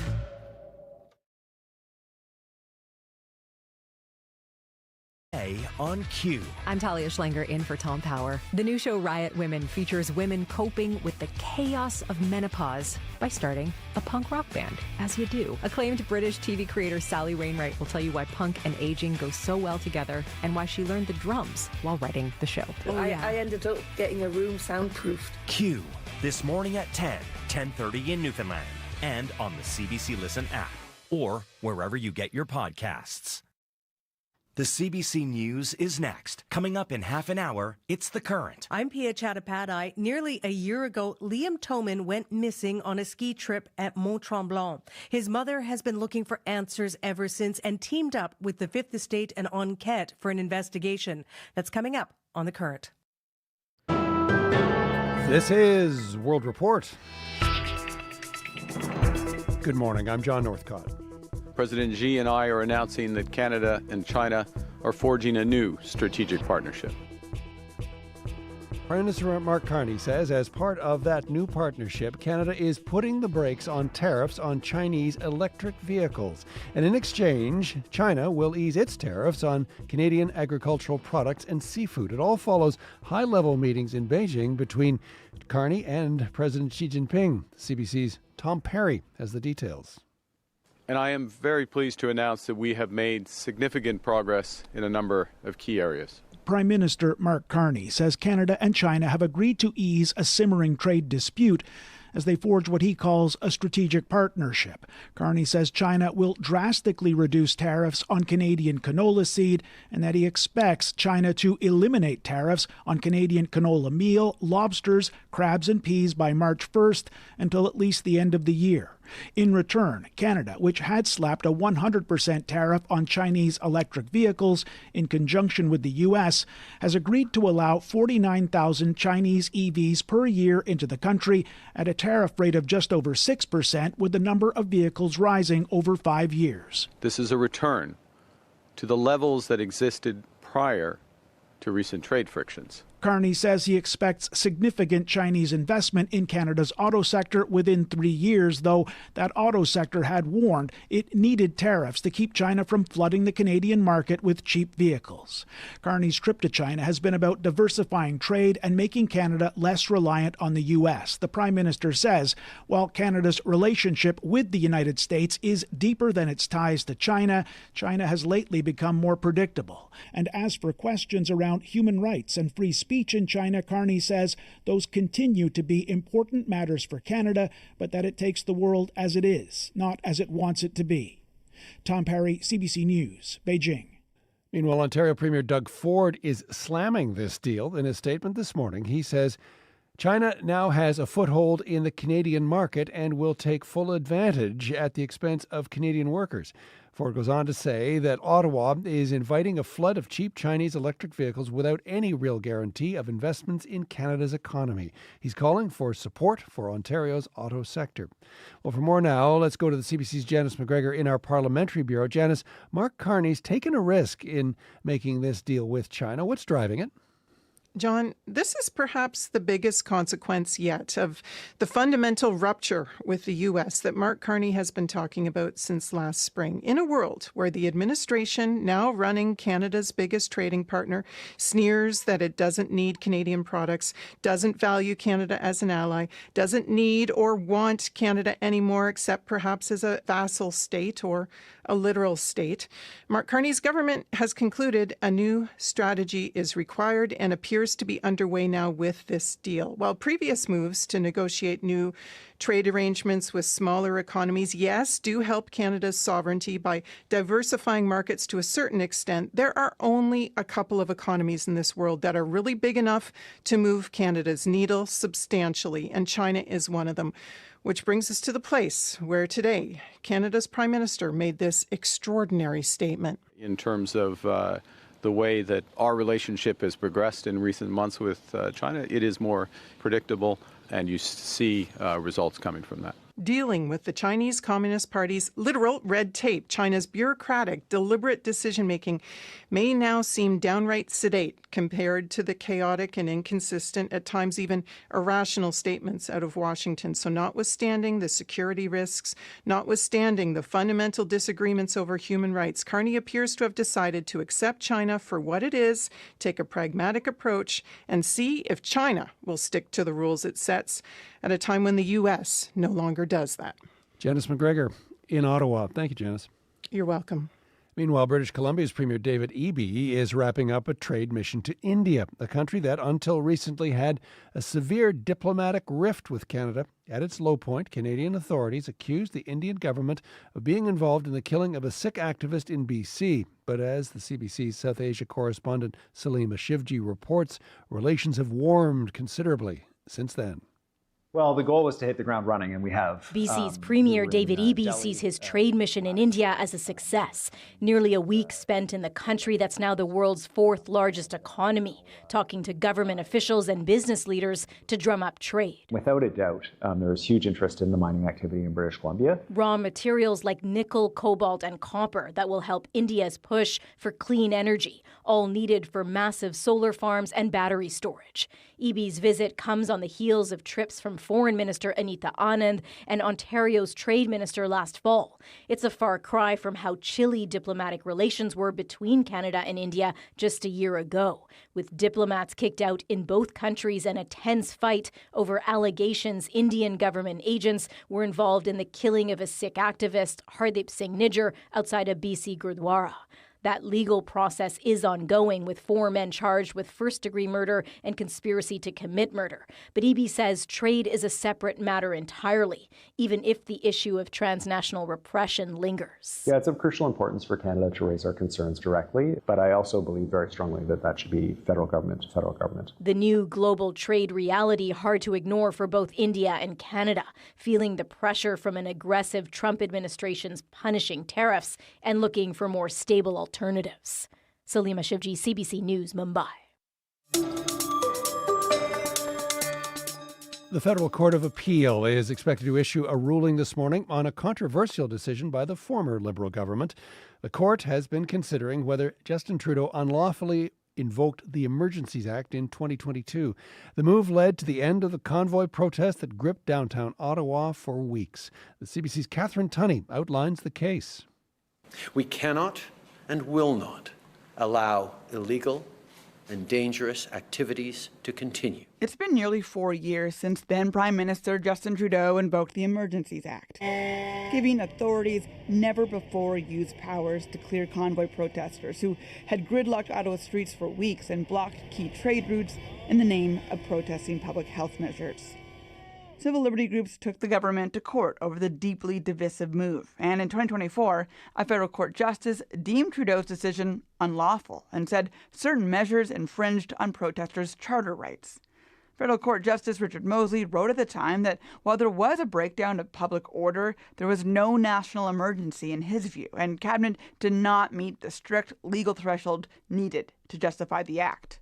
The government turned around and appealed, arguing it was unfair of the judge to fault Ottawa's decision using, quote, 2020 hindsight.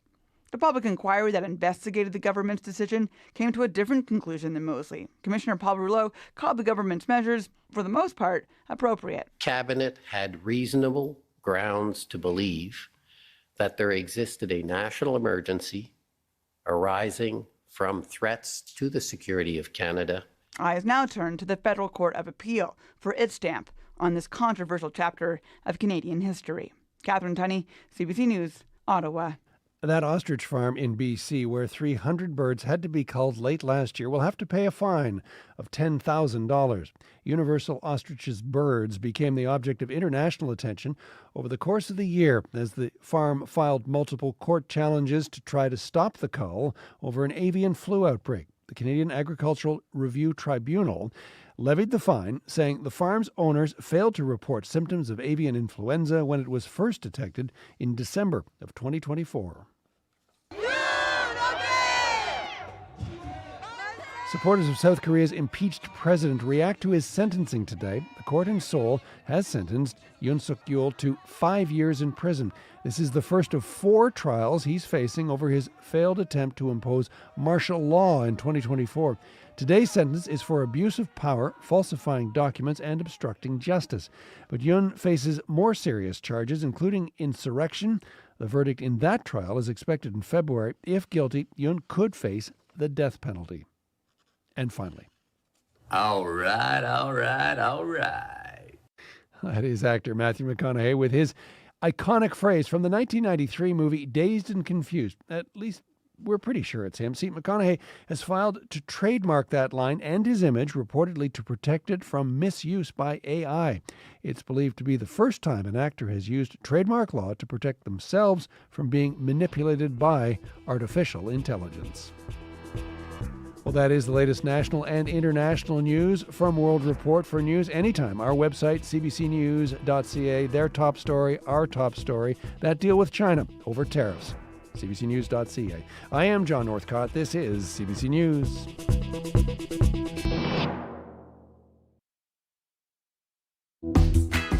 Good morning, Manitoba. Although it is not really a good morning, we've got lots of problems with the highway conditions, the cold returns, and there's school closures as well. Really challenging. This is throughout Winnipeg and much of the southeast and the around the Lakes region. There's even a problem with blizzard and visibility. Thanks for being with us. I'm RC Marcusa. You're on 89.3 FM, 990 AM on that app and on YouTube. We'll have all those details for you to get you where you need to go safely in a moment.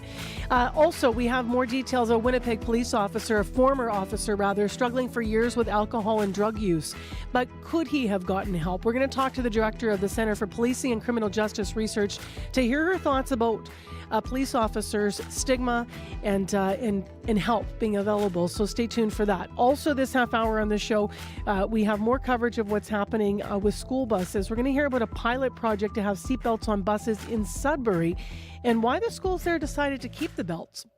Right now, let's go to other headlines with Heather Wells at 11 minutes past 8. Good morning. Well, moving in the right direction. That from a Manitoba canola producer this morning, just learning of a new deal between China and Canada to ease canola tariffs from about 85% to about 15%. That takes effect on March 1st. Curtis McRae grows canola near St. Andrews. He says the markets are already reacting and the price of canola has gone up $10 overnight. We'll hear more from the producer coming up. And fewer people are taking Winnipeg Transit. He's waiting for 40 minutes after school to just catch a bus. Never mind how long it actually takes in traffic. That's Katie Anderson. Her teen son just started taking the bus to school on his own and has found, as you heard there, some challenges. He's not alone. City of Winnipeg data shows a nearly 14% drop in riders from September to December 2025 compared to the same period of 2024. We'll hear more coming up at 8:30. All right. Thanks, Heather. Thank you. Okay, let's get through what you need to know, starting with the actual forecast itself, Abby. Yeah, up north, we're still bracing for those brutal deep freeze as the yellow warning is in effect, bringing dangerous cold and biting and blinding snow all the way towards Brochet and tracking it far north to the Lake this morning. We're talking about life-threatening wind chills, making temperatures feel close to minus 50 this morning, which means frostbite can strike in minutes. So you need to take it easy. While down south in southern Manitoba, we're facing more like whiteout conditions coming our way. We're going to be seeing blowing snow and blizzard conditions. Visibility already around the Morden area really down to close to zero at this point. And if you're driving around the Grand Beach area, also dropped to near zero. So you need to stay safe on the road. This will stay like this until later tonight. We're seeing those winds gusting all the way to 80 kilometers this morning. For Winnipeg right now, minus 15 at this time. We saw some blowing snow earlier. Now we're just having light snow falling in the city. It's going to be making commute really messy this morning. Expect the mercury to drop further as those northwest winds sweeps in later. We'll see temperatures feel like minus 34 overnight. Across board, we're seeing minus 15s to minus 20s in the south. Up north, we're seeing staggering minus 31s. All right. Thanks, Abby. Thank you. Now, I'm going to do the school closure list one last time. Due to zero visibility, near zero visibility, actually it says zero visibility, Fort LaBosse, the point is, has no buses running. School's closed there, so Fort LaBosse. Also completely closed, Prairie Rose, Turtle Mountain, Prairie Spirit, Borderland, and Red River Valley. In the DSFM, we have the Saint Jean-Baptiste School that is closed, also Jour de Plaine, École Aurore-Lemoine, and École Saint-Lazare, all closed. We have buses canceled in École Saint-Agathe, but schools on. Buses canceled in École Notre-Dame de Lourdes and École Gilbert-Rousset. And this is because of road conditions, which Corey's going to update now.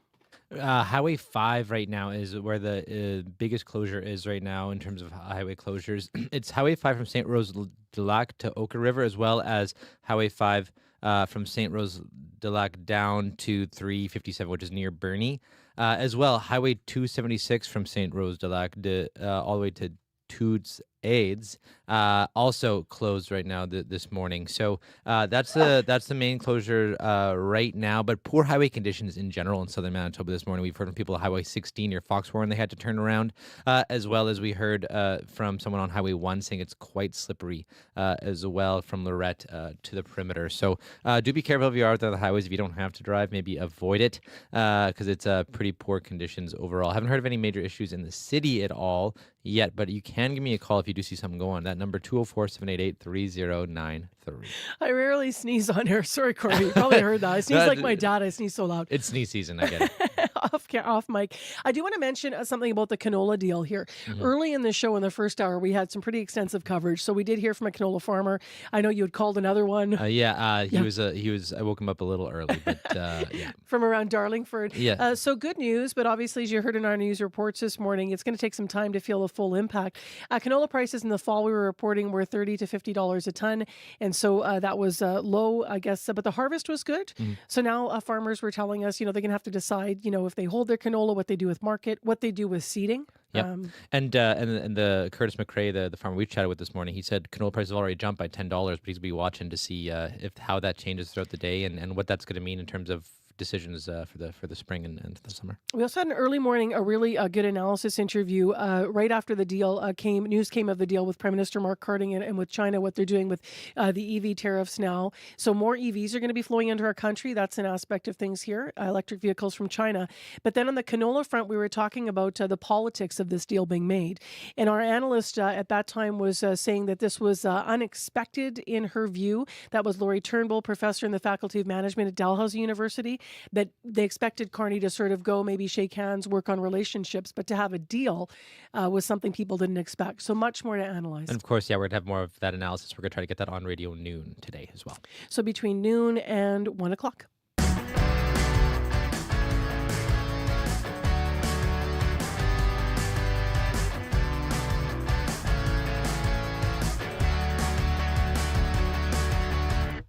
Well, as I've been alluding to, the details about a former Winnipeg police officer's psychological state are now coming out. Former Constable Elston Bostock worked with the Winnipeg Police Service for more than 2 decades before being removed from the force. He has pleaded guilty to a long list of charges involving corruption and other inappropriate actions. He's admitted to trafficking drugs, including cocaine and psilocybin, between 2016 and 2024. Now, a psychological report prepared ahead of his sentencing hearings detailed the extent of Bostock's alcohol and drug use. He said he self-medicated for years during periods of depression. The former officer admitted to using drugs and alcohol while on duty as well toward the end of his career. In the report, it said while Bostock never got treatment for his substance abuse problems, getting that kind of help would have been beneficial. Marianne Campbell is director of the Center for Policing and Criminal Justice Research at the University of New Brunswick. Good morning. Good morning. What are your thoughts, first of all, when you hear about a police officer being involved in these kinds of activities? Well, I think like members of the public, I'm disappointed to hear that. I think about it as, what does this mean about where policing's at? Can we trust police? Those concerns start to creep into our communities where an officer in our area has been impacted in this way and has done these things and admitted to doing them. But I also wonder about what was going on in the organization that, was there some missed opportunities to identify that these concerns were present, to deal with them earlier on in the career, to potentially get ahead of it and have this officer come back to service in a much better place? Or were there things going on within the organizational environment itself that was condoning and allowing this kind of behavior and conduct and concerns to continue? Because I've seen all of that happen in the different organizations that I work with. Sometimes it's an issue of complacency and looking the other way when everyone knows there's something up, but they don't want to report on a colleague. Sometimes supervisors are failing to act. And sometimes it's just the person's so good at keeping it hidden, nobody knows it's happening until it's too late and conduct issues become very obvious. What do we understand about how police forces support officers' well-being physically and mentally when they're on the job? Well, it depends from organization to organization. Some do a really good job of making sure they have great psychological health services available to their members where they can reach out directly and access services for just understanding if there is an issue, if there is, what to do about it, and then can access the right treatment services for that. Others have really good human resources systems that allow people to more easily access workers' compensation services if they have a psychological health injury that's developed because of an injury on the job, or they have really good quality employee and family assistance programs that allow an employee to reach out directly and access services themselves, usually for short-term issues. And others don't have as organized a structure around that, or when someone started in the job, such as in this case we're talking about here, you've got someone who's been on the job for 20 years. Those services may not have been there when these problems were beginning, but now they exist in the organization.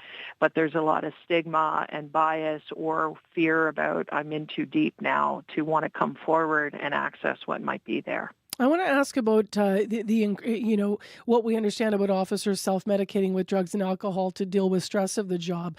I know you also consult first responder organizations, and we've interviewed first responders on this show, and they would talk about responding to different types of things. So maybe early on in a career responding to a crisis, as you would imagine, to now on shift reviving multiple people who have died, due to overdose, and your job has shifted. The nature of what trauma you're dealing with shifts.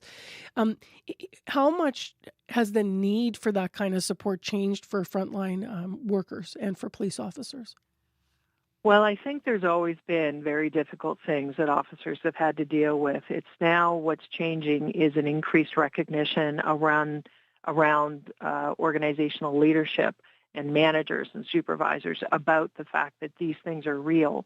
That people can be harmed because of being exposed to significant suffering, gruesome imagery, almost incidents where something bad really could have happened. They're almost as bad as something actually happening. And so there's more recognition of the fact that these things exist in our workforce, and it impacts our employees and their ability to do their work and meet the public need. So by getting ahead, recognizing these issues is so important. And so we're seeing a lot of police leadership start to get training and development around management practices that work better to promote psychological health. So making sure you're checking in on people in a real way, not just a lip service way, but checking in on them when something's gone sideways on a call, or it's a particularly difficult death notification or accident scene or something like this. Making sure there is support provided early, and it's not something you have to ask for. It's just offered and made available, whether that's debriefs or one-on-one check-ins, access to clinicians to talk about stuff when calls happen. And so we're seeing more and more in that being embedded. It's just not consistently done in every organization in Canada as yet. Some organizations have actual psychological services available right within the organization. Others contract them out. Some don't have them at all.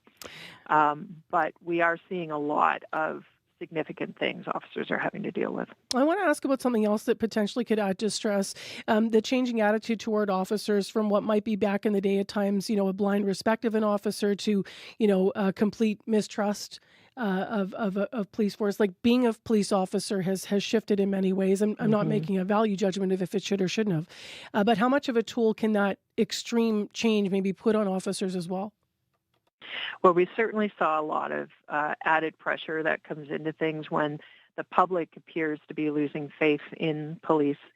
And we see this when we have cases like this come forward where we have someone engaging in serious conduct that then kind of activates a lot more public sentiment about we can't trust the police, police are all corrupt. And when you're someone who comes to work with integrity, with professionalism, and you value the role that you have and what you're able to offer your community, it's hard to do that when the community isn't necessarily valuing the sacrifice that you're potentially willing to make for them and the hardships that you face every day on shift, 12 hours a day. So it can feel demoralizing, or like your contribution you're trying to make isn't valued.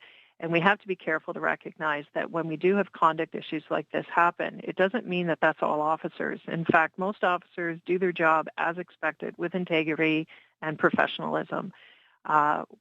We will have cases where things are not going as they should, and they need to be held accountable. And most officers agree that that's what should be happening, because that's not the officer they want working with them. It's just the culture and the environment may make it difficult for that person to come forward without fear of reprisal for themselves amongst their colleagues for ratting out, so to speak, their colleague. So those are some of the culture shifts we still need to keep working on within organizations. Lots of value in this conversation. Thank you very much. You're welcome. Marianne Campbell with us on CBC, Director of the Center for Policing and Criminal Justice Research at the University of New Brunswick. Bostock is still awaiting sentencing on all of his charges. The Court of King's Bench Justice Kenneth Champagne is expected to deliver his sentencing decision next week. Hi, I'm Saroja Coelho, host of the Saturday afternoon call-in show, Just Asking. And I'm Ian Hannamansing, host of the Sunday afternoon call-in show, Cross Country Checkup. Whether it's world events or what's happening in your backyard, every weekend we connect Canada live. That's Just Asking with Saroja Coelho, Saturday afternoons at 4 Eastern. And Cross Country Checkup with Ian Hannamansing, Sunday afternoons at 4 Eastern on CBC Radio 1. CBC Music Live. Head into the big venues, intimate concert halls, and small stages. Celebrate live music the way it was meant to be. Share in an unmistakable energy of being shoulder to shoulder with music fans and face to face with some of Canada's best musicians. It's such an honor and a pleasure to play here. CBC Music Live, brand new season. And catch past episodes right now on CBC Jam. Well, it's Friday. It's been a challenging morning out there in Manitoba weather-wise, and the news is serious, so we figured why not lighten things up just for a few minutes. You might be checking out an old group coming back to town. Maybe you caught them in 2023. They played the Burt Block Party, but I'm talking about Men Without Hats. They're playing Club Regent on Sunday night with the Spoons, playing the event center there. Here they are with Safety Dance.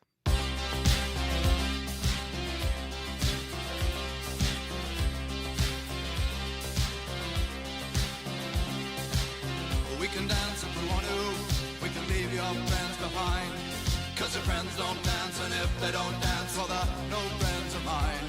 See, we can go where we want to, places they will never find, and we can act like we come from out of this world, leave the real one far behind. We can dance.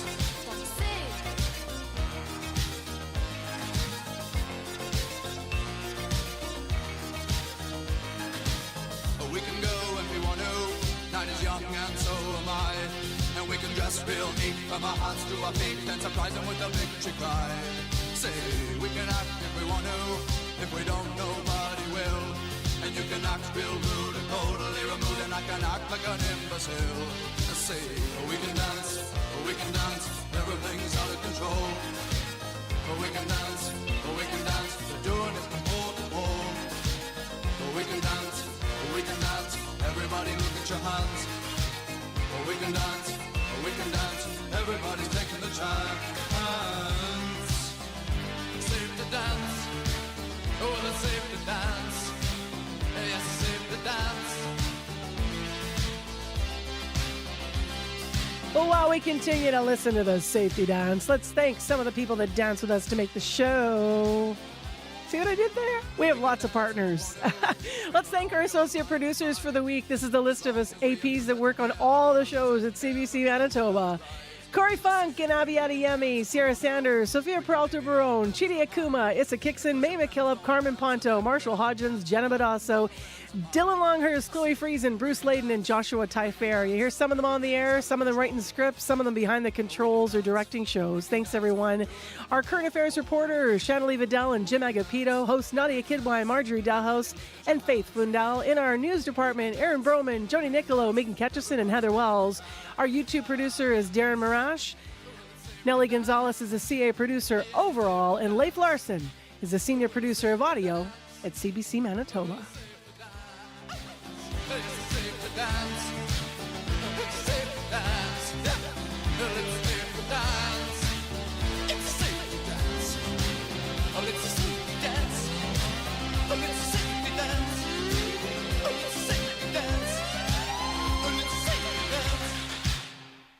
Men Without Hats going to be in Winnipeg on Sunday. Maybe you're going to catch them over at the Club Regent Event Center. They have the Spoons opening for them. A lot of those old-time shows, you know, the old rockers coming back, they often sell out. Ticket prices are decent. They often put on what for me was a surprisingly energetic show. I caught them at the Burton Cummings, at the Burt Block Party a couple of years ago, and they still held up. Right now, it's time for your CBC Winnipeg News. This is CBC News. Good morning. I'm Heather Wells in Winnipeg at 8:30. Bit of a blustery day. We've got blowing snow. It's minus 15 in Winnipeg right now. Temperature sticking close to this, about minus 16 this afternoon with a risk of frostbite and a good shot of flurries today. A Manitoba canola producer says it's a step in the right direction. Canada and China have reached a deal to ease Chinese tariffs on canola, going from about 85% to about 15% on March 1st. Curtis McRae is a canola producer near St. Andrews. McRae says farmers face so many external factors, it's nice to have the steep tariffs reduced.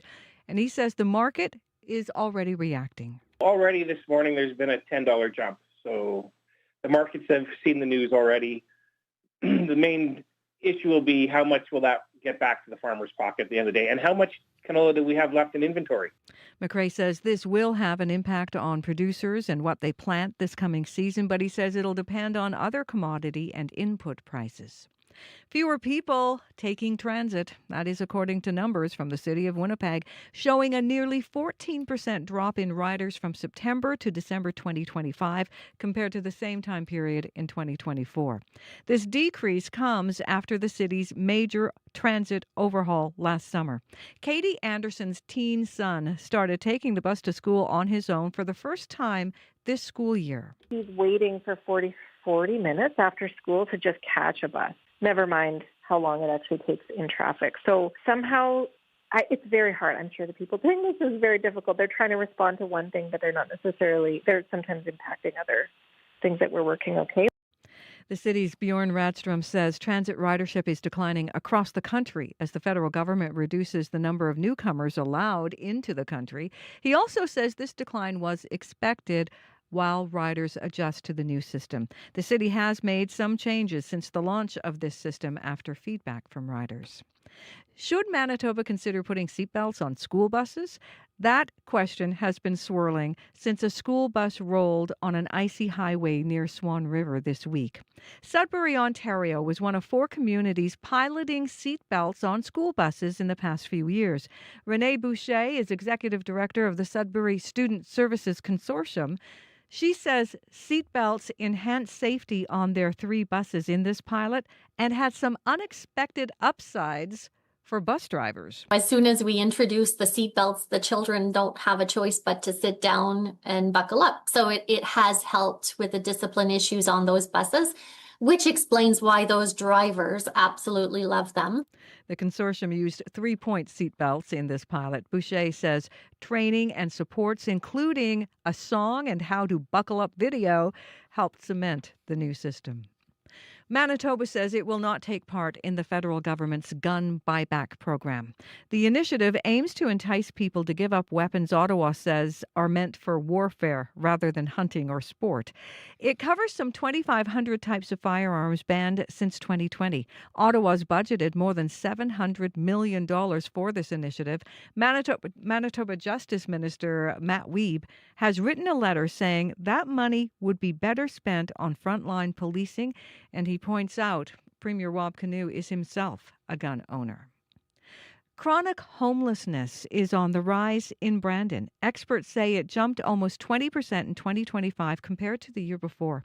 Rebecca Anhalt says housing for men is a major need, especially for those coming out of jail. People are discharged into homelessness and then they have no income, they have no resources, they have no medication, they don't have what they need to be successful back in the community, so then they wind up back in corrections.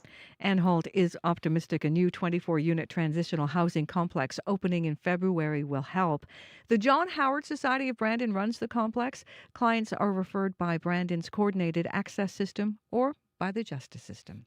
You can find more news updated throughout your day. All you have to do is head to cbc.ca/Manitoba. I hope you have a great weekend. Thank you. That is Heather Wells with us live each and every morning here, a part of our team at Information Radio. Okay, as we get ready to wrap the show, what is the last thing people should know about the commute, Corey? Yes, mostly on the highways. Highway 5 from St. Rose de Lac to Oka River, and Highway 5 from the 357 to St. Rose de Lac closed, as well as 276 from St. Rose de Lac to Toots Aids. Just poor highway conditions overall, bad visibility, might be slippery, whiteout conditions in parts. Look at these lovely people outside the windows, still smiling as they're trudging along the highways and can see their breath. People are putting their heads down into the wind.